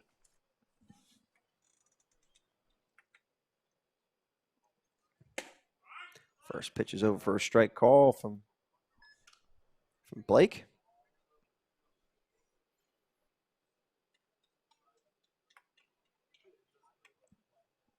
And here's the 0-1 pitch. Ooh, nice breaking ball over for a strike call. It's now quickly 0-2 to Braden Connors. Wow. That was nasty. 22.47 on the spin rate on that one. Oh. That'll buckle your knees. Pitch is just missed the outside corner. Missed the outside corner by just a bit. It's now 1-2 to Connors. Yeah, you could see that break. Great perspective to be able to see that ball break right in front of us. It's pretty amazing. Blake is high with that one, so the count is now even at 2-2 to Braden Connors.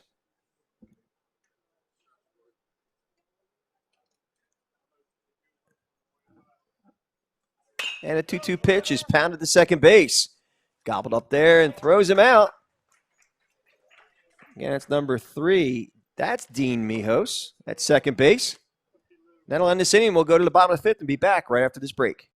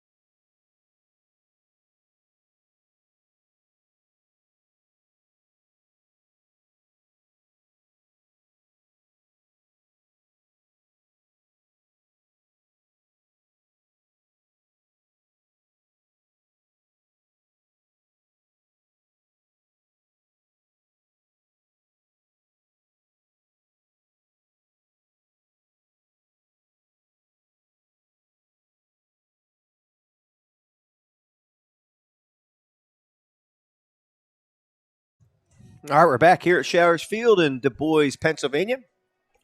And I feel like that Snickers commercial. I just turned from Betty White back to the regular guy. I think it's Al Fisher again. I'm back. All right, on the mound for Team New Jersey is number 14, and that is Steven Echeverria. So he'll be taking the mound now.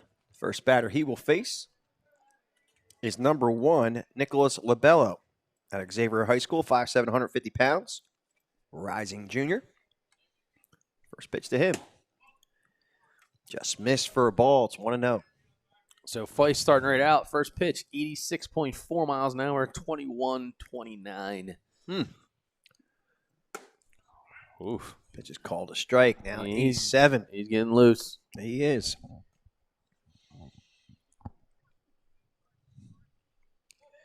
Here's the 1-1 pitch to Labello. To Labello.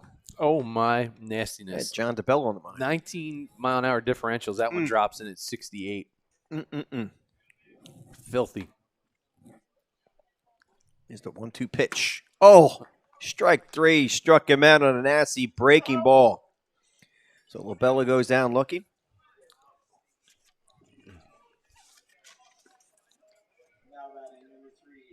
Echeverria showing he's got the stuff.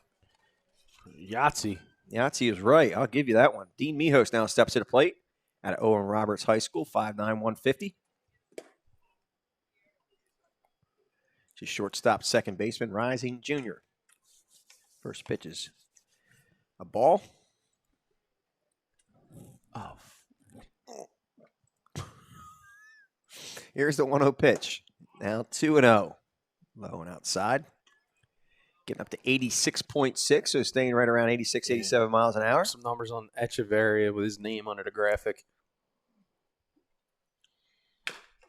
Ball pounded. Foul. Count now. There's a bigger monitor. That's easier to see.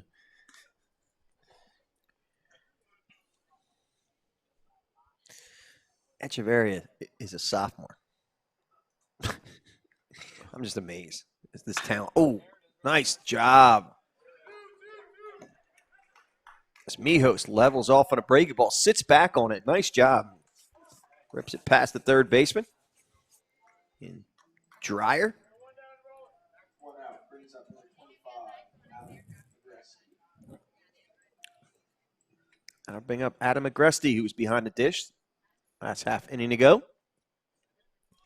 He's out of Kennedy Catholic. He's 6'2", 205 pounds, rising sophomore.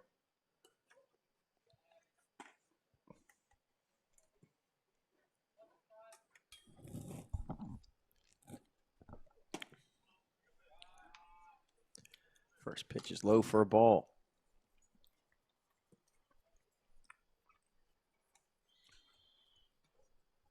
Echeverria stretches in the pitch, and there goes the runner. Ball grounded to short. Nice job there, and grabs and throws, and got him by a couple of strides. So Mijos advances on the ground out.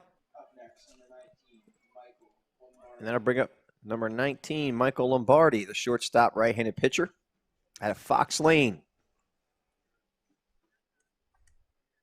6'2", 185.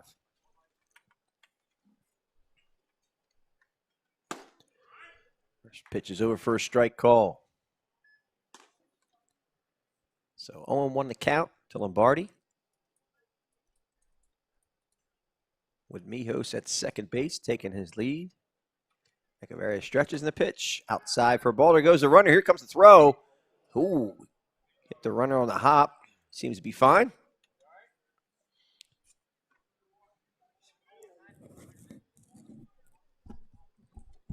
Looks like he's saying he got it under the arm. Say again? Looks like he was saying he got it under the arm. Oh. I know a couple people thought maybe he took one on the grill. No. He took it on a hip. Oh, nice breaking ball over for a strike call. I gotta watch myself because I'm calling strikes before the umpire does. Yeah, that's probably not a good practice. All right, here's a 1-2 pitch. Strike three, he struck him out. That'll be a quick inning. We're going to go to a break and head to the bottom of the fifth and be back in just a few.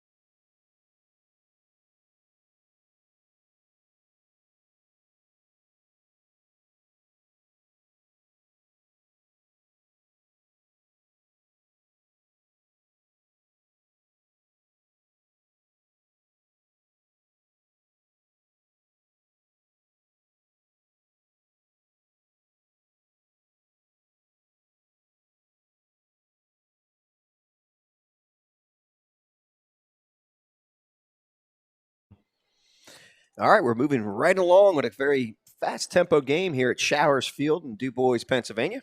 New pitcher on the mound for Team New York, and that's number 13, Daniel Cohen, a right-handed pitcher. Class of 22, South Glen Falls is his high school. 6'2", 165, so a nice frame on Cohen.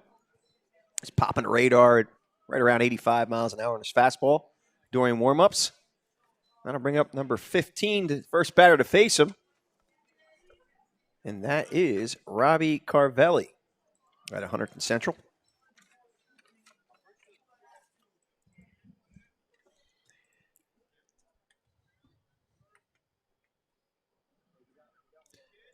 Cohen takes his sign, winds, and the first pitch in the 6th inning. Over for a strike call. Oh, dude. 2,300 on the spin on his first pitch. And we saw him a couple warm-ups actually already throw 85. Right. So I'm imagining it's going to be some very good pitching here next 2 innings if he's on for 2. Ball pounded to second base. 86 mile an hour offering. Nicely done there. And by number 10, Carmelo Musacchia making that play from Fordham Prep. 5'11", 160.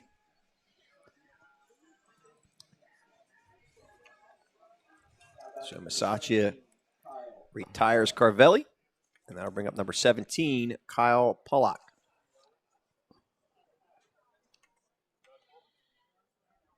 Pitch from Cohen. Checks a swing, low for a ball.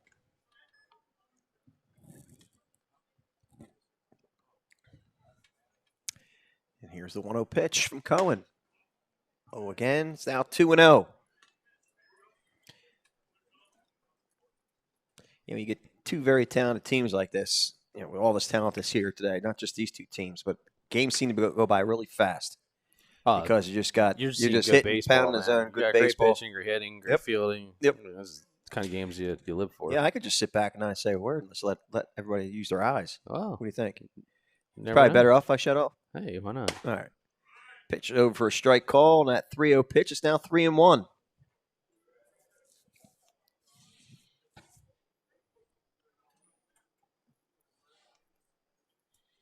And the 3-1 pitch.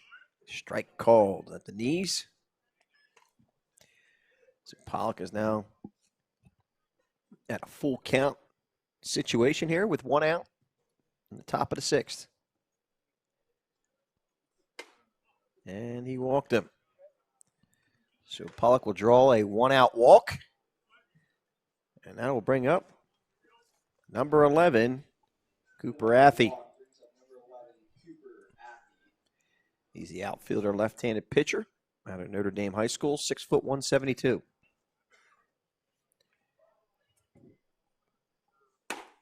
First pitch is over for a strike call. 84 mile an hour offering with a 2,400, almost 2,500 spin rate. Pollock takes his lead at first, and the pitch. Over for a ball. Here comes the throw. Got him. So Pollock thrown out with a very short backstop for Agresti. I believe that's Agresti. Double check his number. Oh, that's not coming on.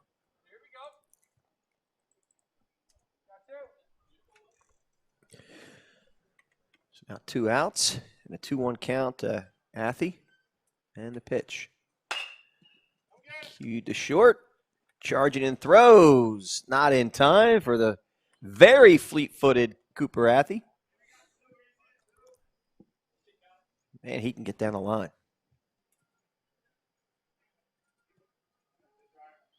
It's a real tough play for Dean Mijos at shortstop to charge that, and he still wouldn't have gotten Athey. You would have had, I think, 9 times out of 10 at the way Athey was moving down that line, you're not going to get him. That type of slow roller. So that'll bring up Connor Dreyer. First pitch is called a strike. Dreyer out of Del Barton. listed as a shortstop second baseman, but has been playing primary at third today. And there goes the runner. Ball popped up to the first base side and out of play. So the count now quickly 0-2 to Connor Dreyer as Athlete returns to first base with 2 out.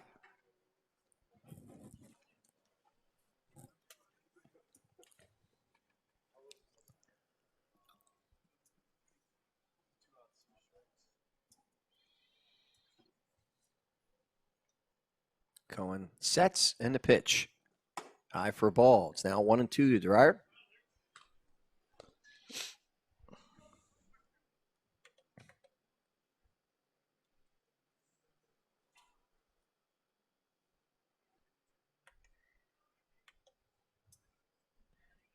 And the 1-2 pitch. Oh, he said he He did. went. That'll retire the side. So Dreyer goes down swinging. We'll be heading to the bottom of the 6th. The score, New York 6, New Jersey 5. We'll be right back after the short break.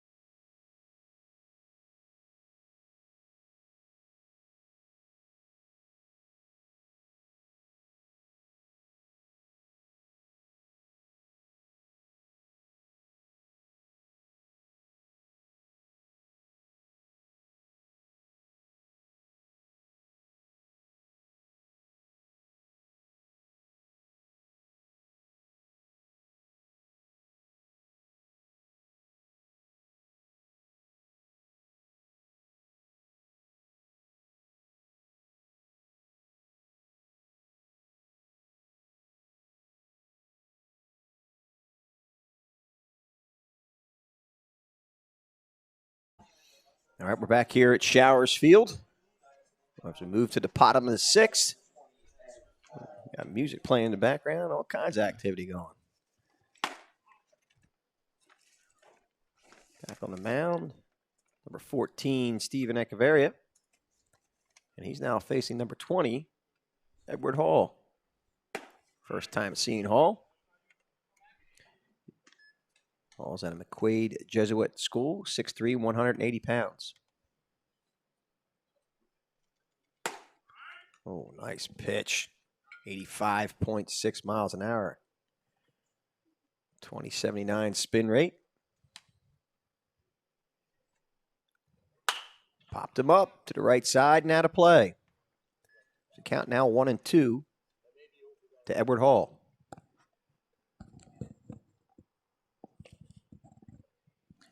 Hall listed also as a first baseman.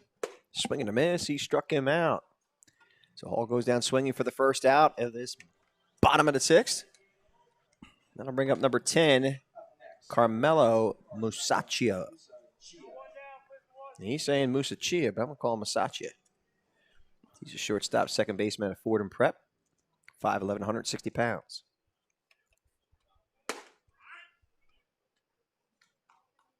Could be Musacchio. First pitch is called a strike. So it's 0-1. Here's the 0-1 pitch. Oh, first strike call. Echeverria just pounding the zone. 85.5 mile-an-hour fastball with 21-22 spin rate. And the 0-2 pitch. Low. Which bounces up there. It's now 1-2.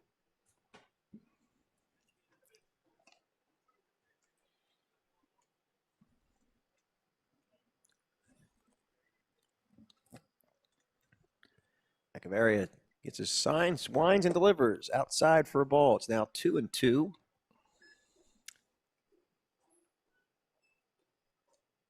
Musacchio. Oh, great breaking ball. Swing and a miss. Struck him out. 68.4 pitch speed, about a 20.83 spin rate. My partner says Yahtzee. Going to bring up number 5, is exactly Tyler right. Sauceville.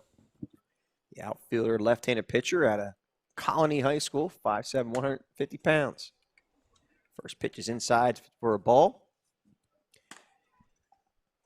Really impressed with the stuff that Echeverria is throwing up there. He is dealing. He's sitting 85. Spin rate's right about 2,200. I would definitely say that's getting it done. Yeah, staying consistent right around 85 and 2,200. So 21.38 in our last pitch. Ball low. It's now 2-1. So nobody on and 2 out here in the bottom of the 6th for Team New York. So they hold a 6-5 lead. And that last pitch was low for a ball as it bounced up there. It's now 3-1 to Sauceville. And the 2-1 pitch. Called strike on the outside corner. It's now 3-2.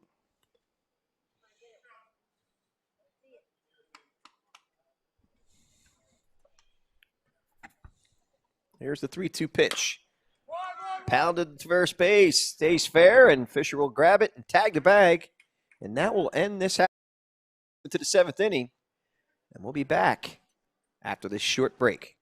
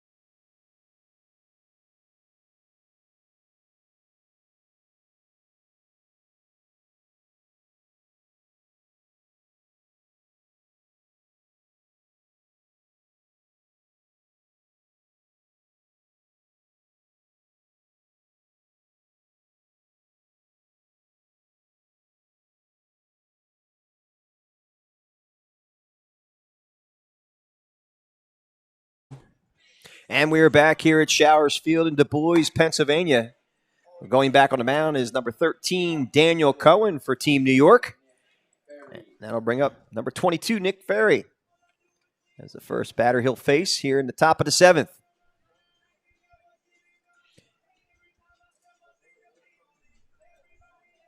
Cohen again out of South Glen Falls High School, 6'2", 165.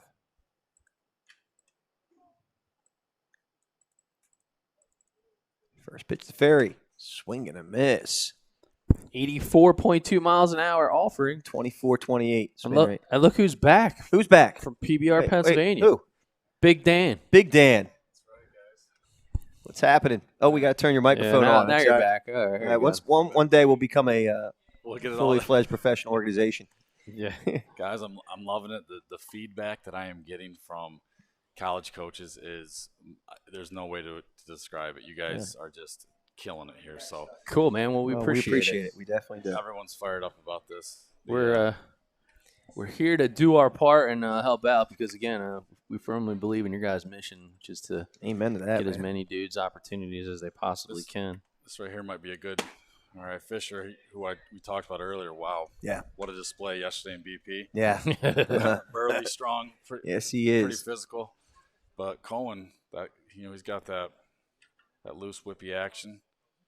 Throws a little bit of a cutter, guys. It's it literally looks almost like Mariano Rivera 84 Oh, yeah. mile an hour cutter. Yeah. It's, Nice. it's Well, it's- dude, okay, so that's now the best spin rate we've seen. yeah, and 2,500. It's a high spin rate. Wow. I mean, he's really cutting it. Wow. Yeah, he's that ball's dancing. There's no doubt about it. Runner goes. There goes the runner. Here's the throw. Not in time. Made it interesting. Yes, it did. Yeah, I definitely want – you're going to stick around for another half inning? Oh, yeah, I'm going to be here for a little bit. All right, good, because I want to talk to you. Not to take anything away from anybody here. So, obviously, we'll broach that subject when we come to this next half of the inning. Big swing and a miss by Chase Fisher. Man, oh, man. Goes down swinging. I always got every time I face guys that look like that in the box. I always every time that fastball looked middle, I was a little nervous? I was happy to see it hit the glove. Yeah. Indeed, because if he gets a hold of one, it's going to go a long way. Yeah, you're providing the power, and they're connecting. It's not good. I don't know if I'm impressed with the athleticism on both sides of the. Yes. I mean, it's just. We were saying that yesterday. I mean, even the guys that are, big, oversized, they Yeah, they're look moving, so they're light moving. on their feet. Like sometimes, like, oh, that kid's a corner player. Yeah. Nah, I'm not seeing it. We had. I can't remember. I think it was 29 players yesterday in the first workout pod ran under a 7. That's on nuts. the lasers, which is, I mean, Yeah, and you're talking 2022s and 23s. These guys aren't even physically, mature yet. Yep. And Mills is the one that hit the grand slam. He's only a rising sophomore. Yeah, that's insane. I don't know what's going on these days. I don't When either. When Nice I was a pitch. rising sophomore, I was about 130 pounds. Looked like I was from Somalia. My God. We love to say that. We're going to be off the air, sure. No, it's okay. We're just having fun with it. Yeah. Oh boy. So we got Frankovic at the plate, facing Cohen out of Christian Brothers. 6'1", 185. Little defensive swing, flare to the first base side, and foul out of play. I mean, that's a sign right there that the hitters aren't comfortable with Yeah. what's going on. That Right. late action. Yeah. Right? 100%. We saw this kid earlier in February. He was a shortstop at one of our events, but the arm was so good, and the dad was like, "Hey, he can throw a little bit," and so he pitched, and he could throw. Yeah. No doubt. I think He's showing that's it. obviously where I think he really projects as an arm on the mound at the next level. Oh, nice pitch. Swing and a miss. He That's struck him out. That's 78. That's a 78 mile an hour slider with 2,400 spin. Oh, It's late. It's a little bit of it's like 11-5 look shape. at, late. look at my hand. My Yeah, I hair know. standing up on my arms. I'm sorry, Dan. I just want to show you that I'm feeling what you're telling me. You just have a feel for spin. This kid can do it. Whew. First pitch just misses. Well, he's back. He's trying to do it. This is one of the toughest at bats, though. I mean, dude, you hit a bomb the last at bat, and then you got to come back and try to dig back in and do some damage again. Yep. And Griffin Mills right now Yeah. It's like checks it. Oh, called it a strike. Okay. Yeah. All right. Little That's high- 1-1. High zone. Yeah. Again, where they're standing, it's tough. It is tough. Really tough. Not taking anything away from the blue. 2 outs here in the top of the 7th. 1-1 count. Oh, that's a nasty breaking ball. Man, oh, man. Counts now 2-1. I mean, look at the frame too. I mean, it's just there's so much more. Yeah. Oh, yeah. There's so much Such that the frame's projectability. gonna Yeah, fill out. absolutely. I believe I said his stat. He was about 6'2", and here goes the runner. Here comes the throw. Not in time. So New Jersey creating some havoc on the base pass. well, we talked about it yesterday. I mean, you looked at some of the top 60 times. Yeah. The New Jersey squad was littered with These guys. guys are here to show off their athleticism, so they're gonna take as many bags as they can get. Catchers are here to throw them out, so it's gonna be a good battle. Here's the 2-2 pitch with 2 out. It's a filthy pitch. Yes, it is. Here comes the numbers. 24.65 spin rate. Yeah, there's not a lot of guys that can produce that kind of spin at this age. Not Mhm. this age. And you don't see that even at the higher levels. And he walked him. So Mills draws a walk with 2 out. And runners now at first and third. 2 outs. Brings up New Jersey putting a little pressure on the New York boys Yes, here. they are. Well, we said it was going to be for bragging rights, Yeah. and it Oh, seems to be it's living up to a little bit of the hype. You can hear the crowd, can't you? They're getting a little. Parents Yeah, are starting to get a little murmuring. little fired They're up. talking across their ways, each other. They're starting to forget that it's a showcase. Yeah. That's bringing up now Lorenzo Miola, who takes first pitch for a ball. Out of Wakchung Hills High School. 5'11", 160 pounds. So runners at the corners with 2 out, 1-0, and Cohen chases back the runner to first base. Yeah, he's doing such a great job on the mound right now, dude. I mean, trying to generate and get something going, that's not easy to pull off. Yeah, and like I said, I think he is relatively new to the pitcher only, world. So, I mean, we see these guys all the time, especially in upstate New York. I mean, he's South Clem Falls. That's up in the Albany area. Mm-hmm. You know, we're looking at someone who in 2 years now, maybe 88, 89 with that cut. I mean, it's definitely a lot Vicious. there to like. It's filthy. Oh, nice pitch. Over for a strike call. It's quickly 1-2 to Miola.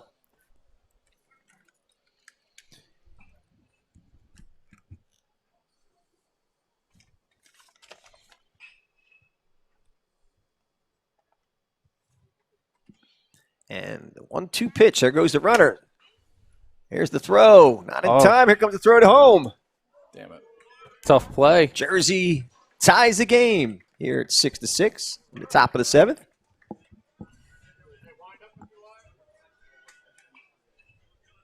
Miola now has a runner at third base after that attempt to steal at second. It advances to third on the throw back to home.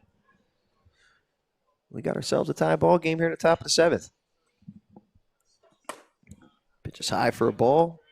You like to see it, though. You like to see the aggressiveness on Yeah. the base Oh, passes. yeah. These guys are really trying hard to show. You know, now everyone's able to see it, so they're going to show off what they have.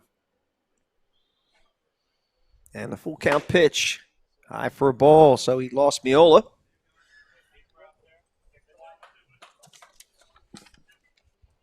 And that'll bring up number 7, Michael Hooley. Out of Ramapo High School, 6', 190. Ramapo, I'm familiar with that. Hey, that's up. Is that Bergen County? It is. Yeah. Yeah, Yep. it is. Yeah, look at you, man. Wow. Showing your No, North no, Jersey Ramapo. knowledge. A lot of guys don't know is originally I started at PBR New Jersey. I didn't know Did you that. really? Originally, yeah. I didn't know that. Did you really? Yep. Then I had a guy named Sean McGrath. Okay. I was he's a pitching coach in the Mariners organization. He's who I had hired to run the state. Did a really good job. He took the job at UMass Lowell. Next year he's at Elon. Then now he's with the Mariners. Wow. Man, talk about career progression. Wow. Yeah. Then I got TJ, and Hey, we've moved on from that. And TJ's doing a great job. no, that's fantastic, man. Swing and a swing. miss. Look at that filth. Al, did you bring a Tide stick? I brought the pods and the Tide stick because some of the stuff is so filthy. It's going to have to go through a couple of cycles through the wash. Just get a new shirt. Dirty. I spilled my sausage, egg, and cheese all over my shirt, too, so I can't use it for that, too. There goes the runner. Here comes the throw. Not in time. Oh, I was premature, so I will. He got the call. I He got the guess. call. All right. Can we go back to instant replay? Well, we were so just joking talked around about that. So that's that's version 2.0. So we'll work on that for our future events with you guys. Yeah, so Jersey picks up a run here in the top of the 7th. We'll move to the bottom of the 7th. We'll be right back after this break.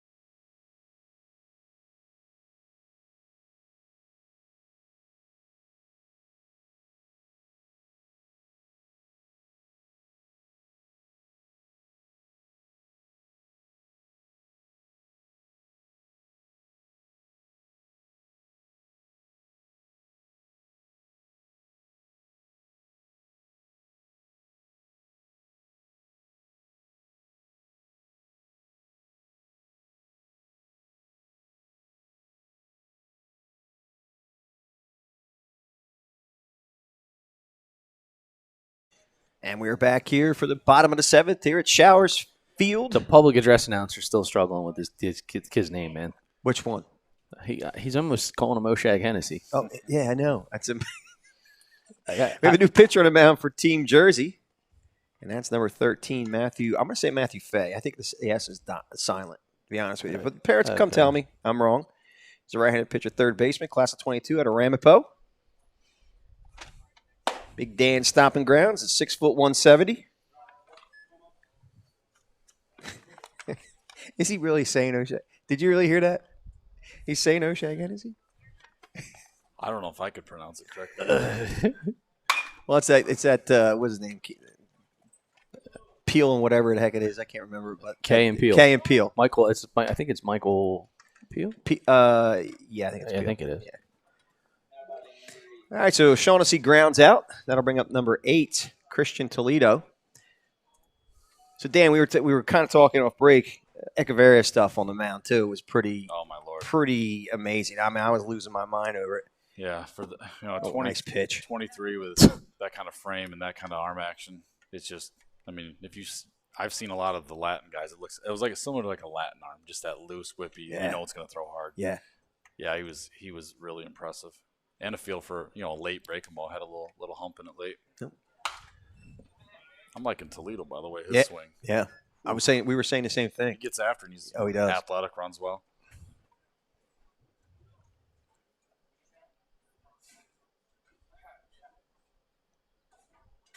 Just got that look like he's just 100%. And it's real.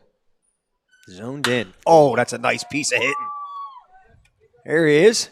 On cue. Almost on cue. Dude's been a standout. Yeah. I mean, he flies. He's feeling. Look at him. I like that. That's what I like. Guy. That was for real. That wasn't showboating. That was like, I'm enjoying myself, man. Yeah. That's good stuff. I like that kid. That's the whole point of this event, really, is for these kids to show off and show their skills and have a good time and enjoy it. I think that's the other piece, too. You get a chance to show your personality. That's the other piece that a lot of these coaches are looking for. What kind of kid am I getting? Yeah, absolutely. He winds in the pitch outside for a ball. Toledo holds at first base. I think that was our biggest concern with not being in Georgia. Right, because that's such a big time atmosphere. We want to be able to bring that to the Northeast. And I think we've accomplished that. Oh, you definitely have, no doubt. Yeah, this is we're only in day 2. There goes Toledo. Nice our ground ball, a nice piece of hit, finds the hole, and Toledo will move over to third base. I think. All right, he's in there safely. The ball ricochets off the wall. It's a great piece of hitting right there. You don't see guys. That's find the hole, man. It's a selfless guy up at the plate, putting the ball the other way. Yep. Beautiful. That's baseball right there, baby. That's a baseball move. All right, that was Nicholas Labello. So let's give him the proper credit. The outfielder at class of 22 at Xavier, 5'7", 150. A great piece of hitting. So runners at second and third. And that'll bring up Dean Mijos. So both teams just putting pressure on each other. It got a little hot and heavy between the third and now the 7th. New York now second and third, no outs. Yes, sir. Oh, we got one out. We got one out. When did that happen? Was this? I think it was the strikeout.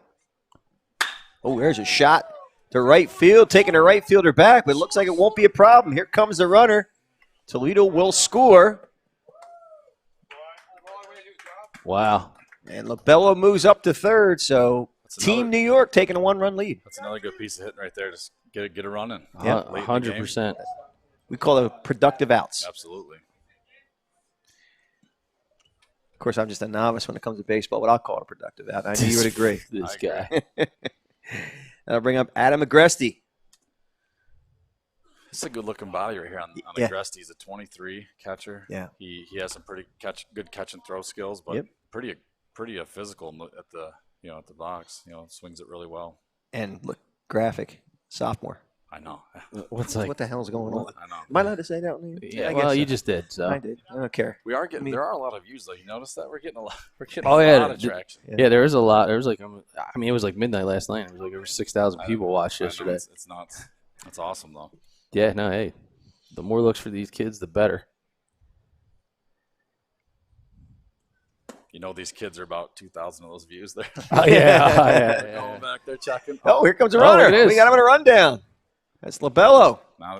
See how they execute this thing. I remember Look at these this. guys Be don't right play with each other. Right above the runner at third base. Oh, Oh, nice work. Nice work. Good Got him. execution by Team New Jersey. And that will end the inning. We're going to go to a break, but We don't like New to York see puts one on the board. Don't like to see that out right there. Yeah, runner at Yeah. third. In a normal situation, that's not a good situation. Right. Oh, man. Oh, well. We gotta get Coach Jed.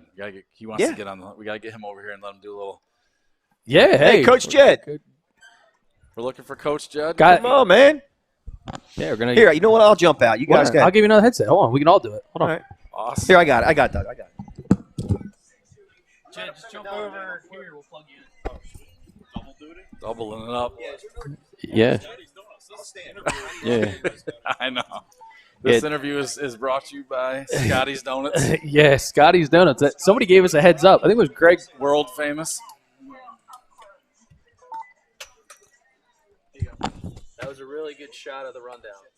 Very good shot of the rundown. So, it's a bit of a family. It's a bit of a family affair actually in the broadcast today, guys. So, believe it or not, I got our wives on the third base camera. Really? Yeah, and they just they wanted props for the shot of the rundown. So, although from a coaching standpoint, you never want to see a guy get caught in a rundown at third, but from a camera angle standpoint, we were right above it. So, it ended up I think it's 7-6, right? Yeah, we're Yeah, 7-6. 7-6. Yep. All right, so let me update the. Coach Dave, he's I already, He's like, "Listen, he's already man." hearing the calls. That was a I just bad. want to make sure New York's getting their fair. Oh, All right. okay. All right. All right. So Jed Carrier now joins us, and so Jed, you've been on the road for 4 of your anniversaries as of late. So yesterday we wished your wife a happy anniversary, and you look good, man. I mean, it doesn't look like you're living in the doghouse. No, she's been good. We made it this far. I think we're good. 4 years, yeah. Future Games, Indiana for 2 years, and then Georgia 1 year, and now here in Du Bois. So He's thanks to me, he's also missed quite a few of his daughter's birthdays. Oh, wow. Oh, Yes. wow. Yeah. This gets better and better Wow. for you. Oh, boy.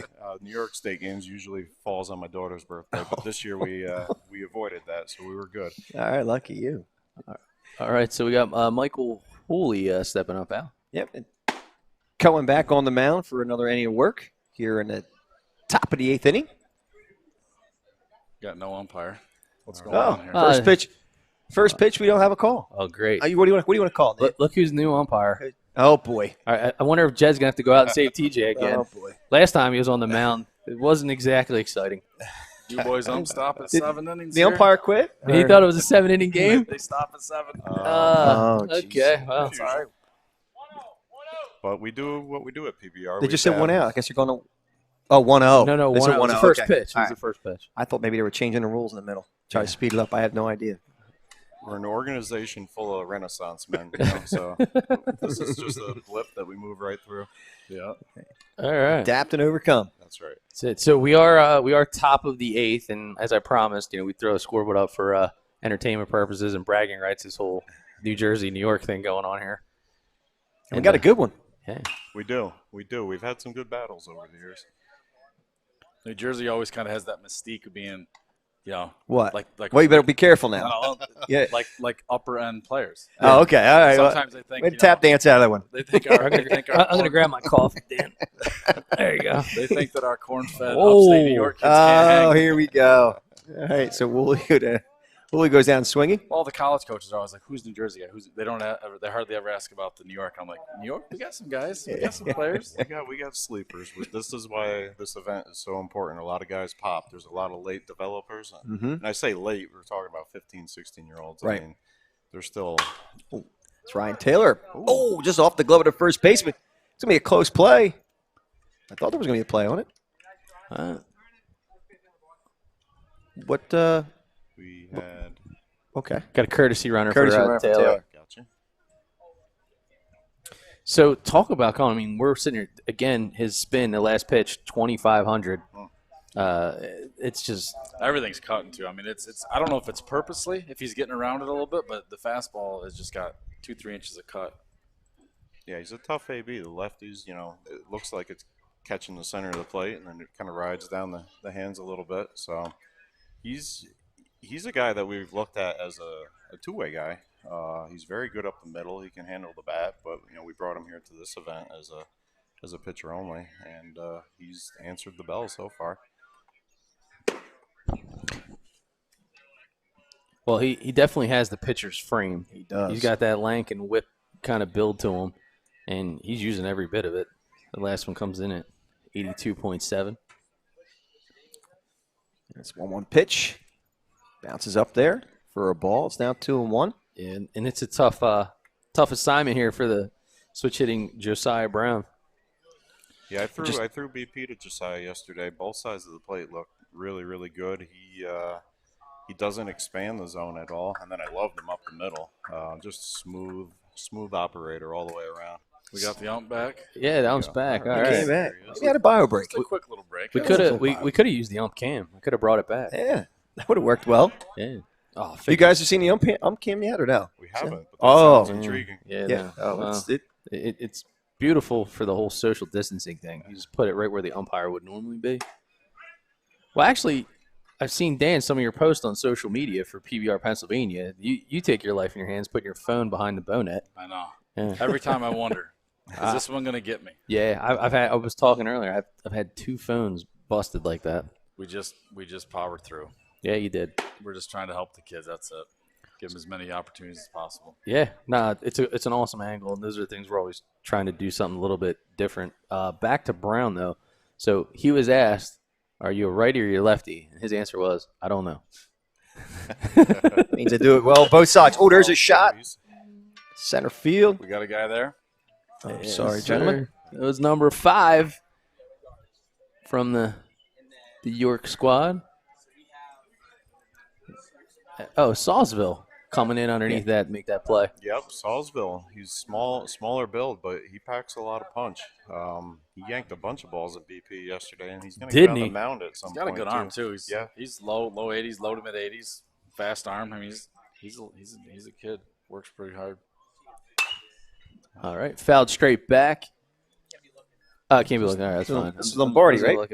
Yeah, this is Lombardi. So we're going to have a slight change in our pitching rotation. We got Tyler Blake out of there after his second inning, which was a positive bounce back. I really thought Yeah. we talked a lot about that. The poison. That's well hit. Jeez. We got a guy. Oh! Who is that man? Oh, that's Number 1. Yes. Was that LaBello? Oh, Oh, boy, here I'm popping again. Look at me. Love it. Wow. Al's screaming, breaking Dude, everybody's eardrums. I don't care. I don't care. You guys, that's the real exuberance, man. Dude, that's a hell of a shot. That's too, the way you from end an center inning. field.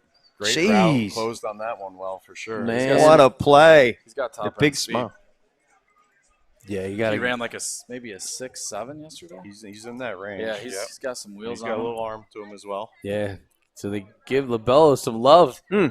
and rightfully so. So we slid Tyler out of there after his second one, and then Daniel Cohn moved in, and we're gonna slot Michael Mancini, who's had a heck of a game, into the 9th inning. So we'll Well- get to see him on the bump as well. I just love to see when he came back out. The way he responded. Yeah, okay, he gave up a big hit. But he came right back down. Next at bat, gets the kid to pop up, comes back in the next inning, and just goes right back to work, man. I mean, I pulled him aside and I said, "Listen, this is where you have the opportunity. A lot of eyes on you right now. Yeah. You can fold up the tent, or you can go out and you can compete and show the college coaches, show the people watching. There's a lot of upside there, and there is. I mean, he's 6'4", he keeps growing. I saw him in a high school game last year. He was 76 miles an hour. He's put on probably 3 inches probably since then. Jed, wouldn't you say? I think an inch this summer, to be honest. His pants, he's doing his leg kick. His pants are up to his knees. Yeah. So he's definitely growing. I mean, he's a lefty from the really small area in the middle of central New York. I mean, that's the type of guy that when he's a senior, he's 88 to 92, and he's getting all the attention. So I mean, he's a guy you got to keep following. No, the bounce back inning was huge. So a lot of upside for Tyler. I was happy he was able to get that under his belt. Yeah, absolutely. And you come out to an event like this, he's facing the best of the best competition too. And that's where when you're able to get it done in that, it almost is exponential, the impact and the effect that it really has for the guys watching. I think because everyone here is probably the best player or top 2-3 player on their travel team, definitely on their high school team, right? Oh, 100%. So they're here. They're used to being really successful. Now you're going to play against everyone else that's really good. Yeah. And you're not going to be successful every time. And that's the game of baseball. It's the game of life. So, I mean, it's good to see these kids compete, and for him, I was happy to see him get back out there and have a productive inning. Show the breaking ball. He had a backdoor breaking ball strikeout that, caught the corner. He's gonna be good. All right, so on the hill here in the 8th for Team New Jersey is Matthew Feist from Ramapo, 6-footer, rising junior, 170 pounds. And getting real interesting, guys. Kind of a nail biter as we get the inning started here. And we're going to lead it off with number 25. And that is, I believe, isn't that Agresti? Yeah, Agresti's back up. Yep, Agresti.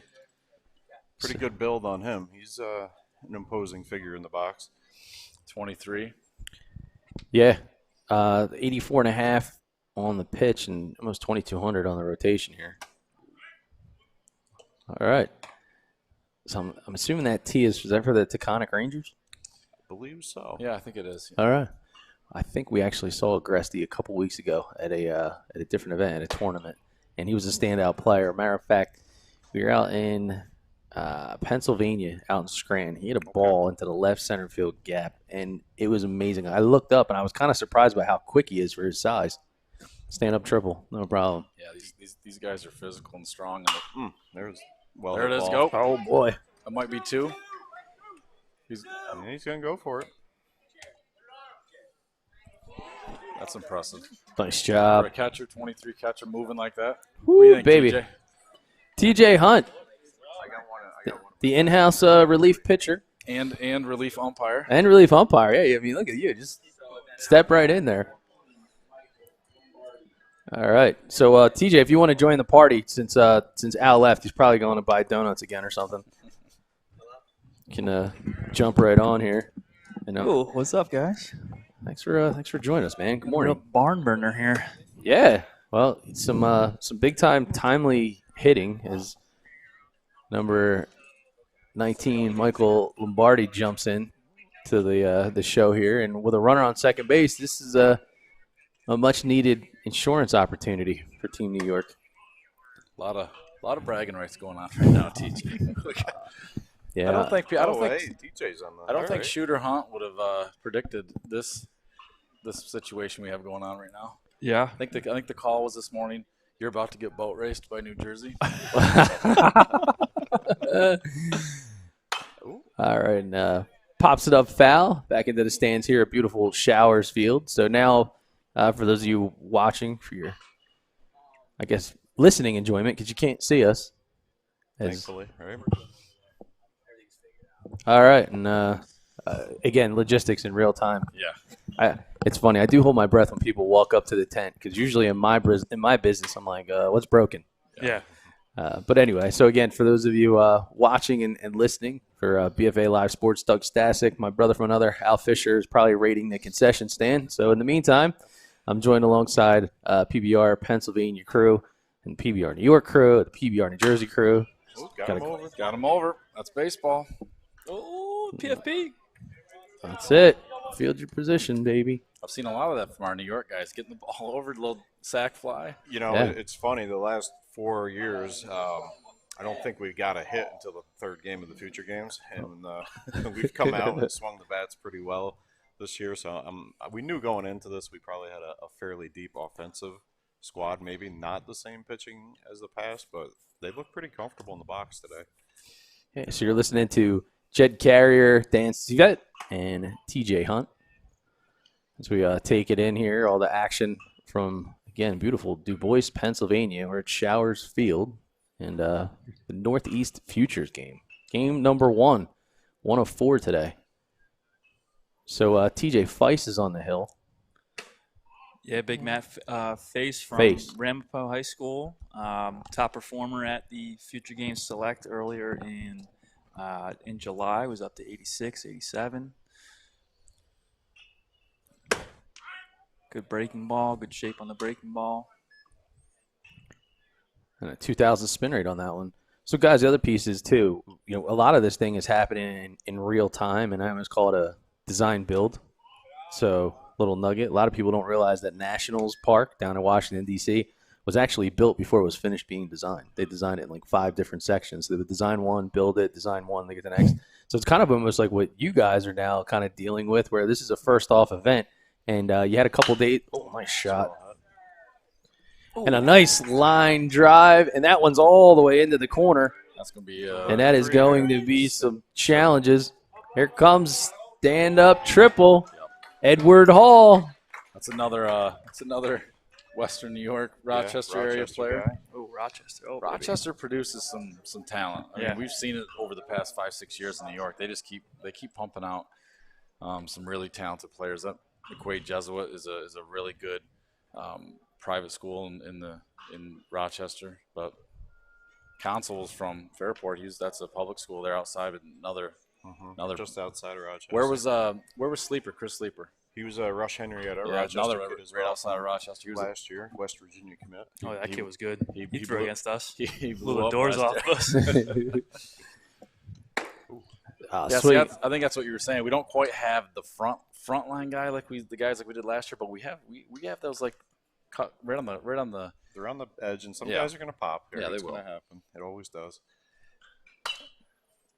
You know, these guys didn't play a high school season, so we're not seeing these guys in complete tip-top shape. We're seeing them, for some of these guys, it might only be their fourth time playing in a tournament. Yeah, I mean, we've seen them hit the switch, and we've been fortunate enough to be at a couple events, and I haven't seen some of the guys. And I mentioned to TJ, guys that are picked when they were doing the Future Select games. Then you see them a couple weeks later to then come back and do the states. And when I talk to some of those guys, they're like, "It's a great warm up, man. You don't even understand." They're like, "We want to be here because we know how good the talent is." Yeah. So to your point, they're looking for reps. Well, if there's anyone wondering if college coaches are watching this, Yeah. they need to Oh, my wonder God. no more. Well, that's where I was saying from the design build standpoint. So a lot of people, if they're not familiar with, I would say a little bit of the format that we've used with BFA and specifically from PBR, some of the events we've done in Jersey. Listen, what the coaches want or what the coaches get. So they want to see the half the screen with TrackMan. That's what they're getting. Yeah, that's right. Now, the whole summer has been, we added the live stream capabilities and, TrackMan being a new piece and Blast being a new piece and social distancing. And there's been a lot of speed bumps that we've overcome. But at the end of the day, the kids are pretty happy and excited to be out on the field again. No, rightfully so. So talk a little bit about that because you guys, the level of patience that you show for the technology, I think it just reinforces how much you value what it brings to the table because you just stop the game, you stop events like deadpan, like, hey, guess what? You guys can all wait because it's what matters, right? I mean, you get to walk away. These kids are essentially building their own resume with every pitch that they take, every pitch they throw, every bat that they swing. So you guys want to get into that a little bit about just how much the analytical part has helped a lot of these kids over the last couple of years? Well, I'll take the lead on that one. I think the big thing is these guys are now going to enter 4 years of college where everything is going to be data-based. It started to transition here the last couple of years, but a lot of your new assistant coaches are heavy on this side of things, and some of the old school guys are starting to adapt to it, and I think they're growing up with it. It's like if you grew up with a VHS player and then you got a CD player, It's just there's always new things coming down the line. I mean, being able to a couple years ago, or not a couple years ago, but being able to get video on your phone and slow it down, those are all game changers from the coaching scene. And now this is just like that on steroids. It's completely a new world, and these kids are gonna that's the way it's gonna be for them. Yeah, well, the way it's going to be for Sauceville right now is unfortunately he didn't like that he's going back to the dugout, but I think Face did. So there's always a winner and loser in every pitch, right? That's the game. All right, so it looks like we're headed to the ninth already. So this one is picked up, especially after we had some exchanges with some big hits and big spots and a lot of good runs early on. Now It's still a game. It's a good game. I've seen these things swing quickly. Oh yeah.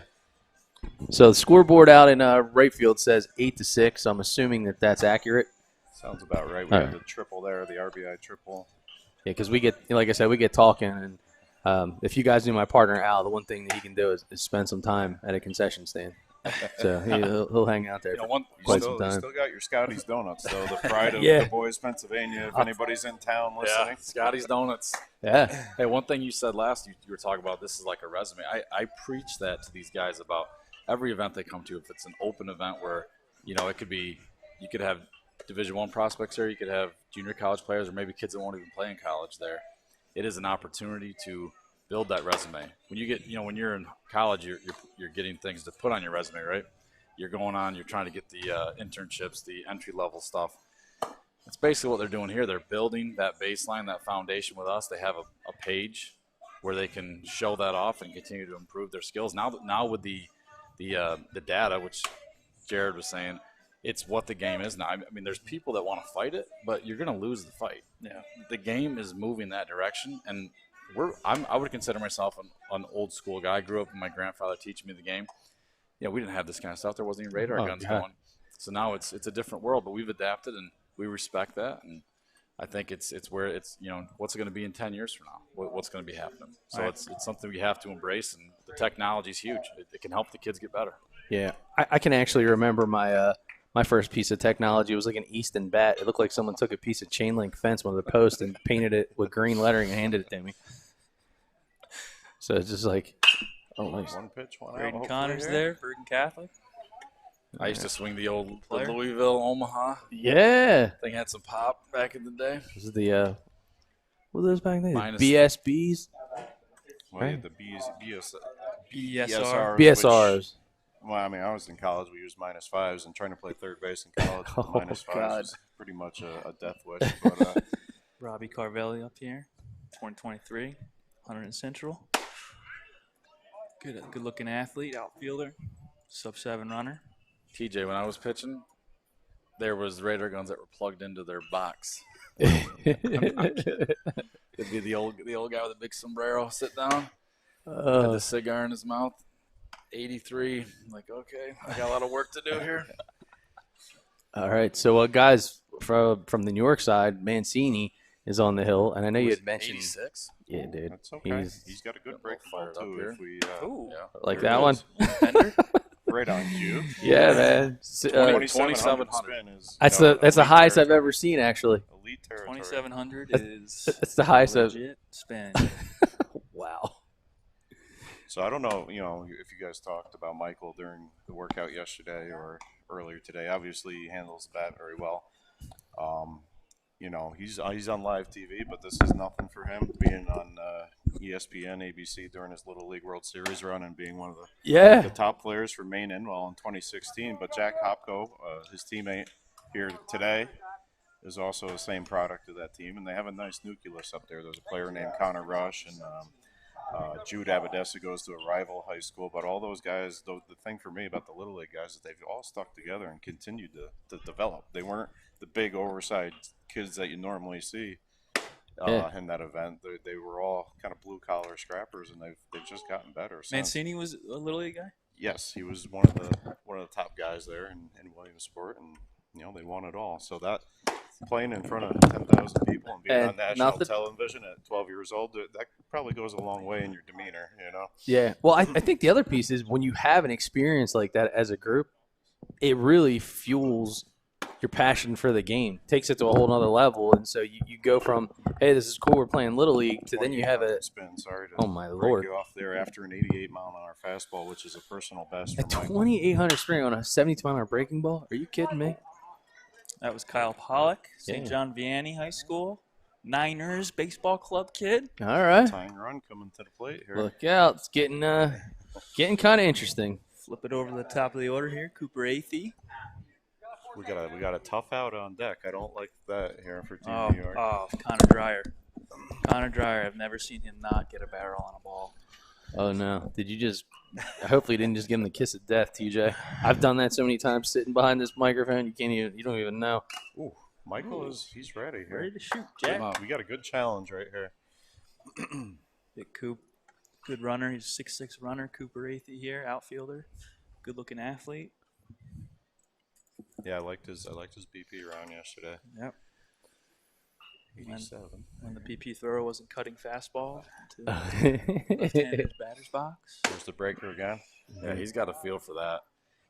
Did you talk about the Little League World Series? How he just spun the ball, and you worry at that age, right? Like you see it, and they throw it a lot, and the kids can't hit it at that age. Listen, if you have feel for spin at that age, You just have- you can't. That's just innate, feel, right? You can't teach that. It's No. innate. Almost 2,800 spin rate on the breaking ball. 87.4 on the fastball. Gee, Are We're we playing? gonna We're play playing, it, right? Yeah, I got an arm to throw here. Yeah, absolutely. All right, so let our guys know. So we're going to go bottom of the ninth here at the Future Games, the Northeast Regional. And, of course, opportunity here for another arm to get out and throw on the mound and show his stuff to the coaches. And, of course, we're going to give another guy's chance to get a couple hits. So something's got to give. And so, TJ, that brings up number 9. This is Big Ryan Sprock. Okay, Sprock. Yes, I'm familiar with him. Big Sprock from Seton Hall Prep.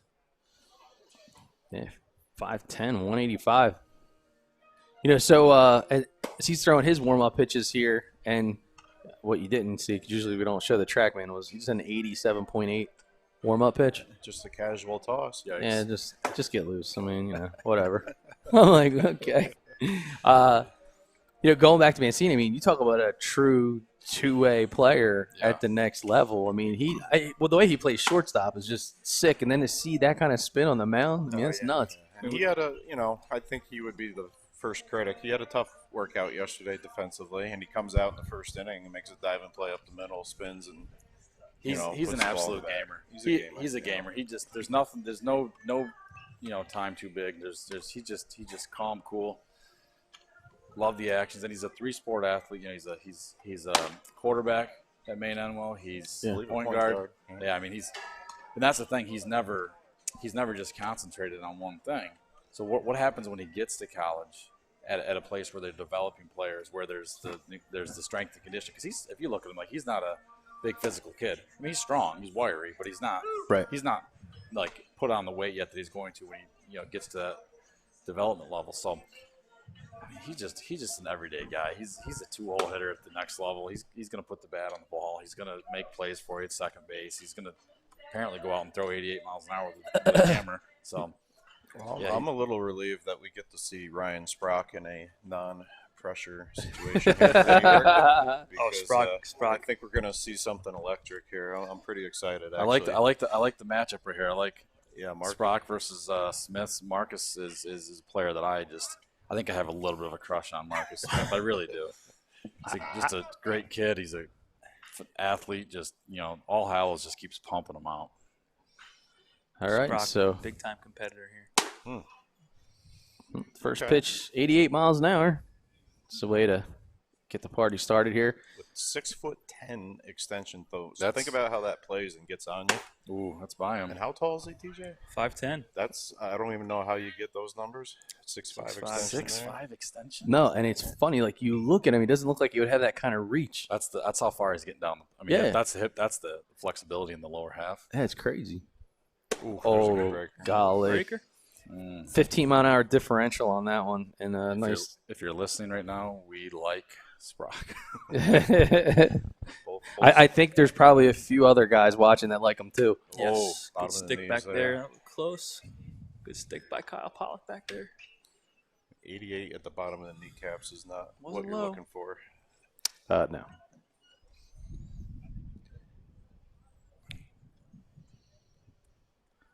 See if he goes back to that breaker. That was pretty sharp. What a beautiful day for baseball too, man. Taking us all in.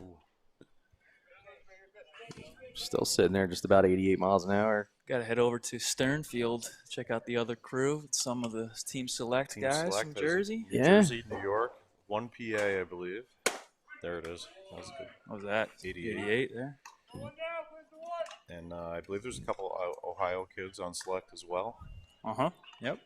It's always fun to see the Select teams. Now the Midwest has a Select team. Lake Point has a Select team. So there's a lot of guys getting some extra opportunities. Yep.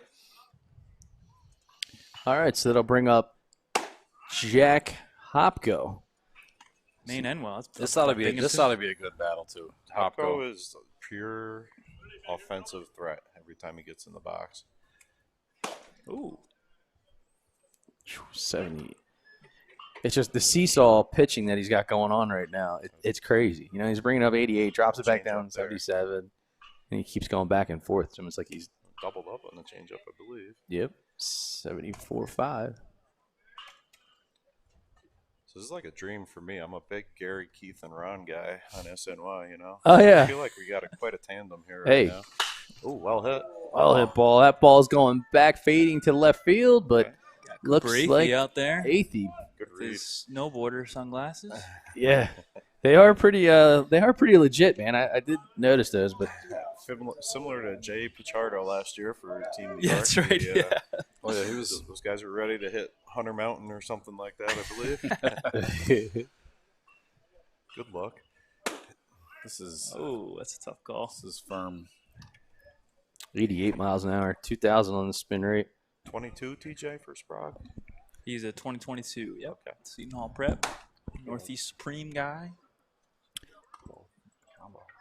And so the last time that we saw Nick Labello, he was making a Sports Center top 10 play. Full layout in left field. Yeah, Ducked it. had a beautiful close up of that one too from our cameraman Charles Hope out there on the scissor lift. Me and Charles had a nice conversation about 11:45 last night in the lobby of the hotel. That's all right, man. yeah. You got to be his Good hero. guy, good guy. Ooh, 89. Oh, yeah.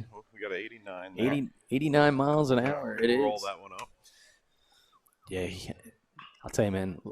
Labello is one of those other guys that I always have my eye on because, again, it's not about stature for him. It's just about he lets his game talk, and he's shredded up. Looks like the kid works out like a machine from a gym We got standpoint. a few guys. TJ, you're number 1 there.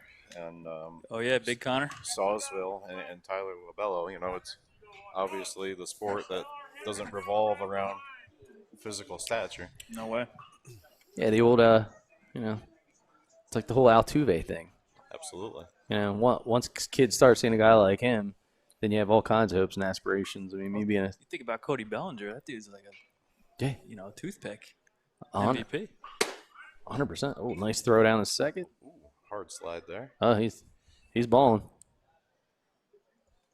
So Dean Mijos was one of our free agent pickups from Pennsylvania. We saw him at an open event here, Dan, 3 weeks ago maybe?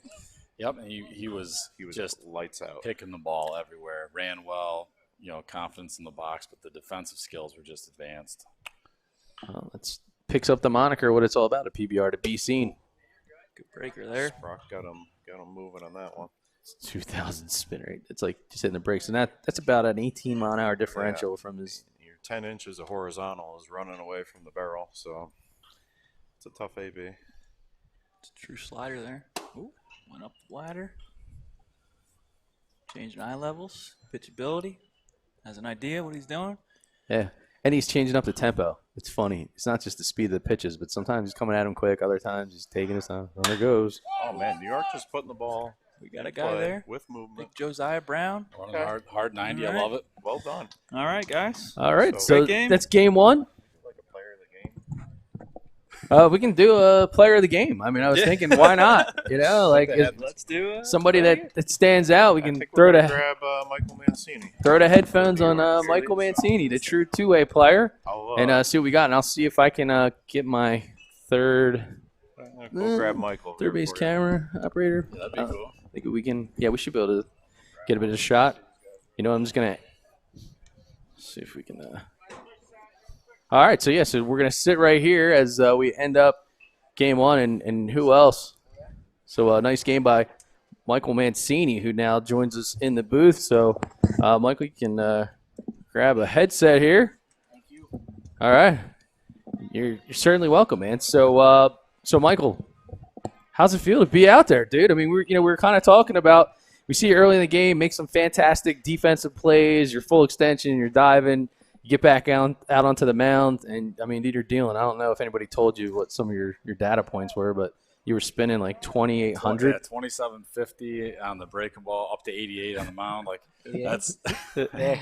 So you got to feel pretty good about your day. Oh, amazing first day. I'm just glad to be out here playing. Unfortunately, it wasn't at Lake Point, but I mean, I think this is much better. I mean, with all COVID, you didn't really get to have a high school season, and you barely play any games. But to come out here and with everything we got with Dan, it's just unbelievable. You can't be more thankful. Yeah. So how do you like the event? I mean, as far as the setup where you get to do the skills competition one day, come back, play a couple games the next few days, is that something you really kind of enjoy and you feel and you think like, hey, why not? I love it. I love it. First day, you get to come out, kind of get a taste of what you're going to be playing against. You get to meet all the guys during BP. You're out there shagging balls as the guys are hitting, and then day two, you come in and it's play games. You're ready to play the game. Yeah. It's really great stuff. So thoughts about your future? Is there a certain area that you're thinking about maybe studying when you get into college, or kind of just figuring it all out? Figuring it all out for sure. I look what my dad does, medical sales. I kind of like that. All right. So I've been looking into that, but, just I'll figure it out as I go, right? All right. Let me ask you this, Michael. You were at the Future Games last year with us. You were down in Lake Point. So give me a little bit of comparison on. So I was telling them we were trying to blow this up to where the kids that came didn't feel like they were getting cheated from that experience, Right? Because we knew it was going to be, it's different. That's like the mega East Coast place to be if you're in amateur baseball at Lake Point. But I feel like we've kind of hit it out of the ballpark when it comes out of the right? ball. Are you kidding me? This is probably better. With all the stuff we have right now. I mean, you think from last year, like, oh, how are you going to top Lake Point? Like, how are you going to do that? And then everything you guys brought in is just unbelievable. You guys deserve so much credit. PBR definitely deserves so much credit. We appreciate it, man. Blow it up on. He's got a huge following on Instagram. Yeah, all right. Back from the Instagram, Little League some days. Twitter, yeah. So Twitter, Instagram, yeah, everything, so PBR. Little League, right? So some guys don't really know that about you. So you found yourself on a big stage in Williamsport just a few years back, and you still have quite a few of your teammates that you guys all ball out together. So is that something, that experience, that really kind of just was like rocket fuel for you and said, man, I thought I loved the game, but it just took it to a whole nother level, and now you're just obsessed with it? After Little League World Series, are you kidding me? Playing in front of all those guys, at such a young age too. It's just about having fun. But playing at Williamsport, it's like a dream. Yeah. And now it's just like you have to be obsessed with it. Are you kidding me? It's a dream. And there's still, like I said, Hopko was on that team, right? Yeah. So he's on this team. He's on this team. That's like before this gets over, we need to do something where they bring Hopko Yeah. together, do something, a little talk, because that's Yeah. That's a pretty interesting. All those guys that were on the Little League team, we're down at the field every single day. It's just kind of like we just love playing together, and especially with the friendship that we brought up from Little League, it's that much better when it's just a rainy day. We just go to RBI and sunny day we go. And you normally see like the kids like this that are pretty good. They break up. They go this travel team, that travel. They all play together. Yeah, and that's they just still it. play together. So I can relate. I had a squad of guys, and it was the same thing. Like, we were pretty successful on the Little League front. A lot of the guys stayed together. A couple guys are MLB prospects, a couple D1 guys, and every summer, regardless of where they played and where they traveled, they always made it a point to come back. And even if it was like senior league, it was just like, well, we got to do it. Like keep the crew together, almost like Sandlot on Mountain Dew. It was crazy. I gotta tell you, Mike, I saw you 2 years ago, about 78 to 81 on the mound, good breaking ball, and last year we didn't see a lot on the mound. Then they didn't have the high school season. Yeah. And we were glad that we're like, hey, you can give us an inning right now, come out and do what you just did. That is, you put yourself on a different level map right now. Oh yeah, buddy. Yeah, well, the lights are shining brighter. The sky is beautiful. Perfect picture perfect day for baseball. But so our player of the game for game number 1 from Team New York, Michael Mancini from Maine Endwell. Yep. And rising junior, buddy. So best of luck to you this upcoming season, and we're going to see you here for the next couple of days. So who knows? You might be sitting here again. Yeah, hopefully. All right, man. Thank you, Michael. So much. All right. Thanks, so that'll wrap us up for game number 1 here from Showers Field in DuBois, Pennsylvania. And so for now, for BFA Sports and PBR Northeast Future Games, I'm Doug Stasic. My brother from another, Al Fisher, is going on the longest donut run we'll ever know. And we'll see you for game number 2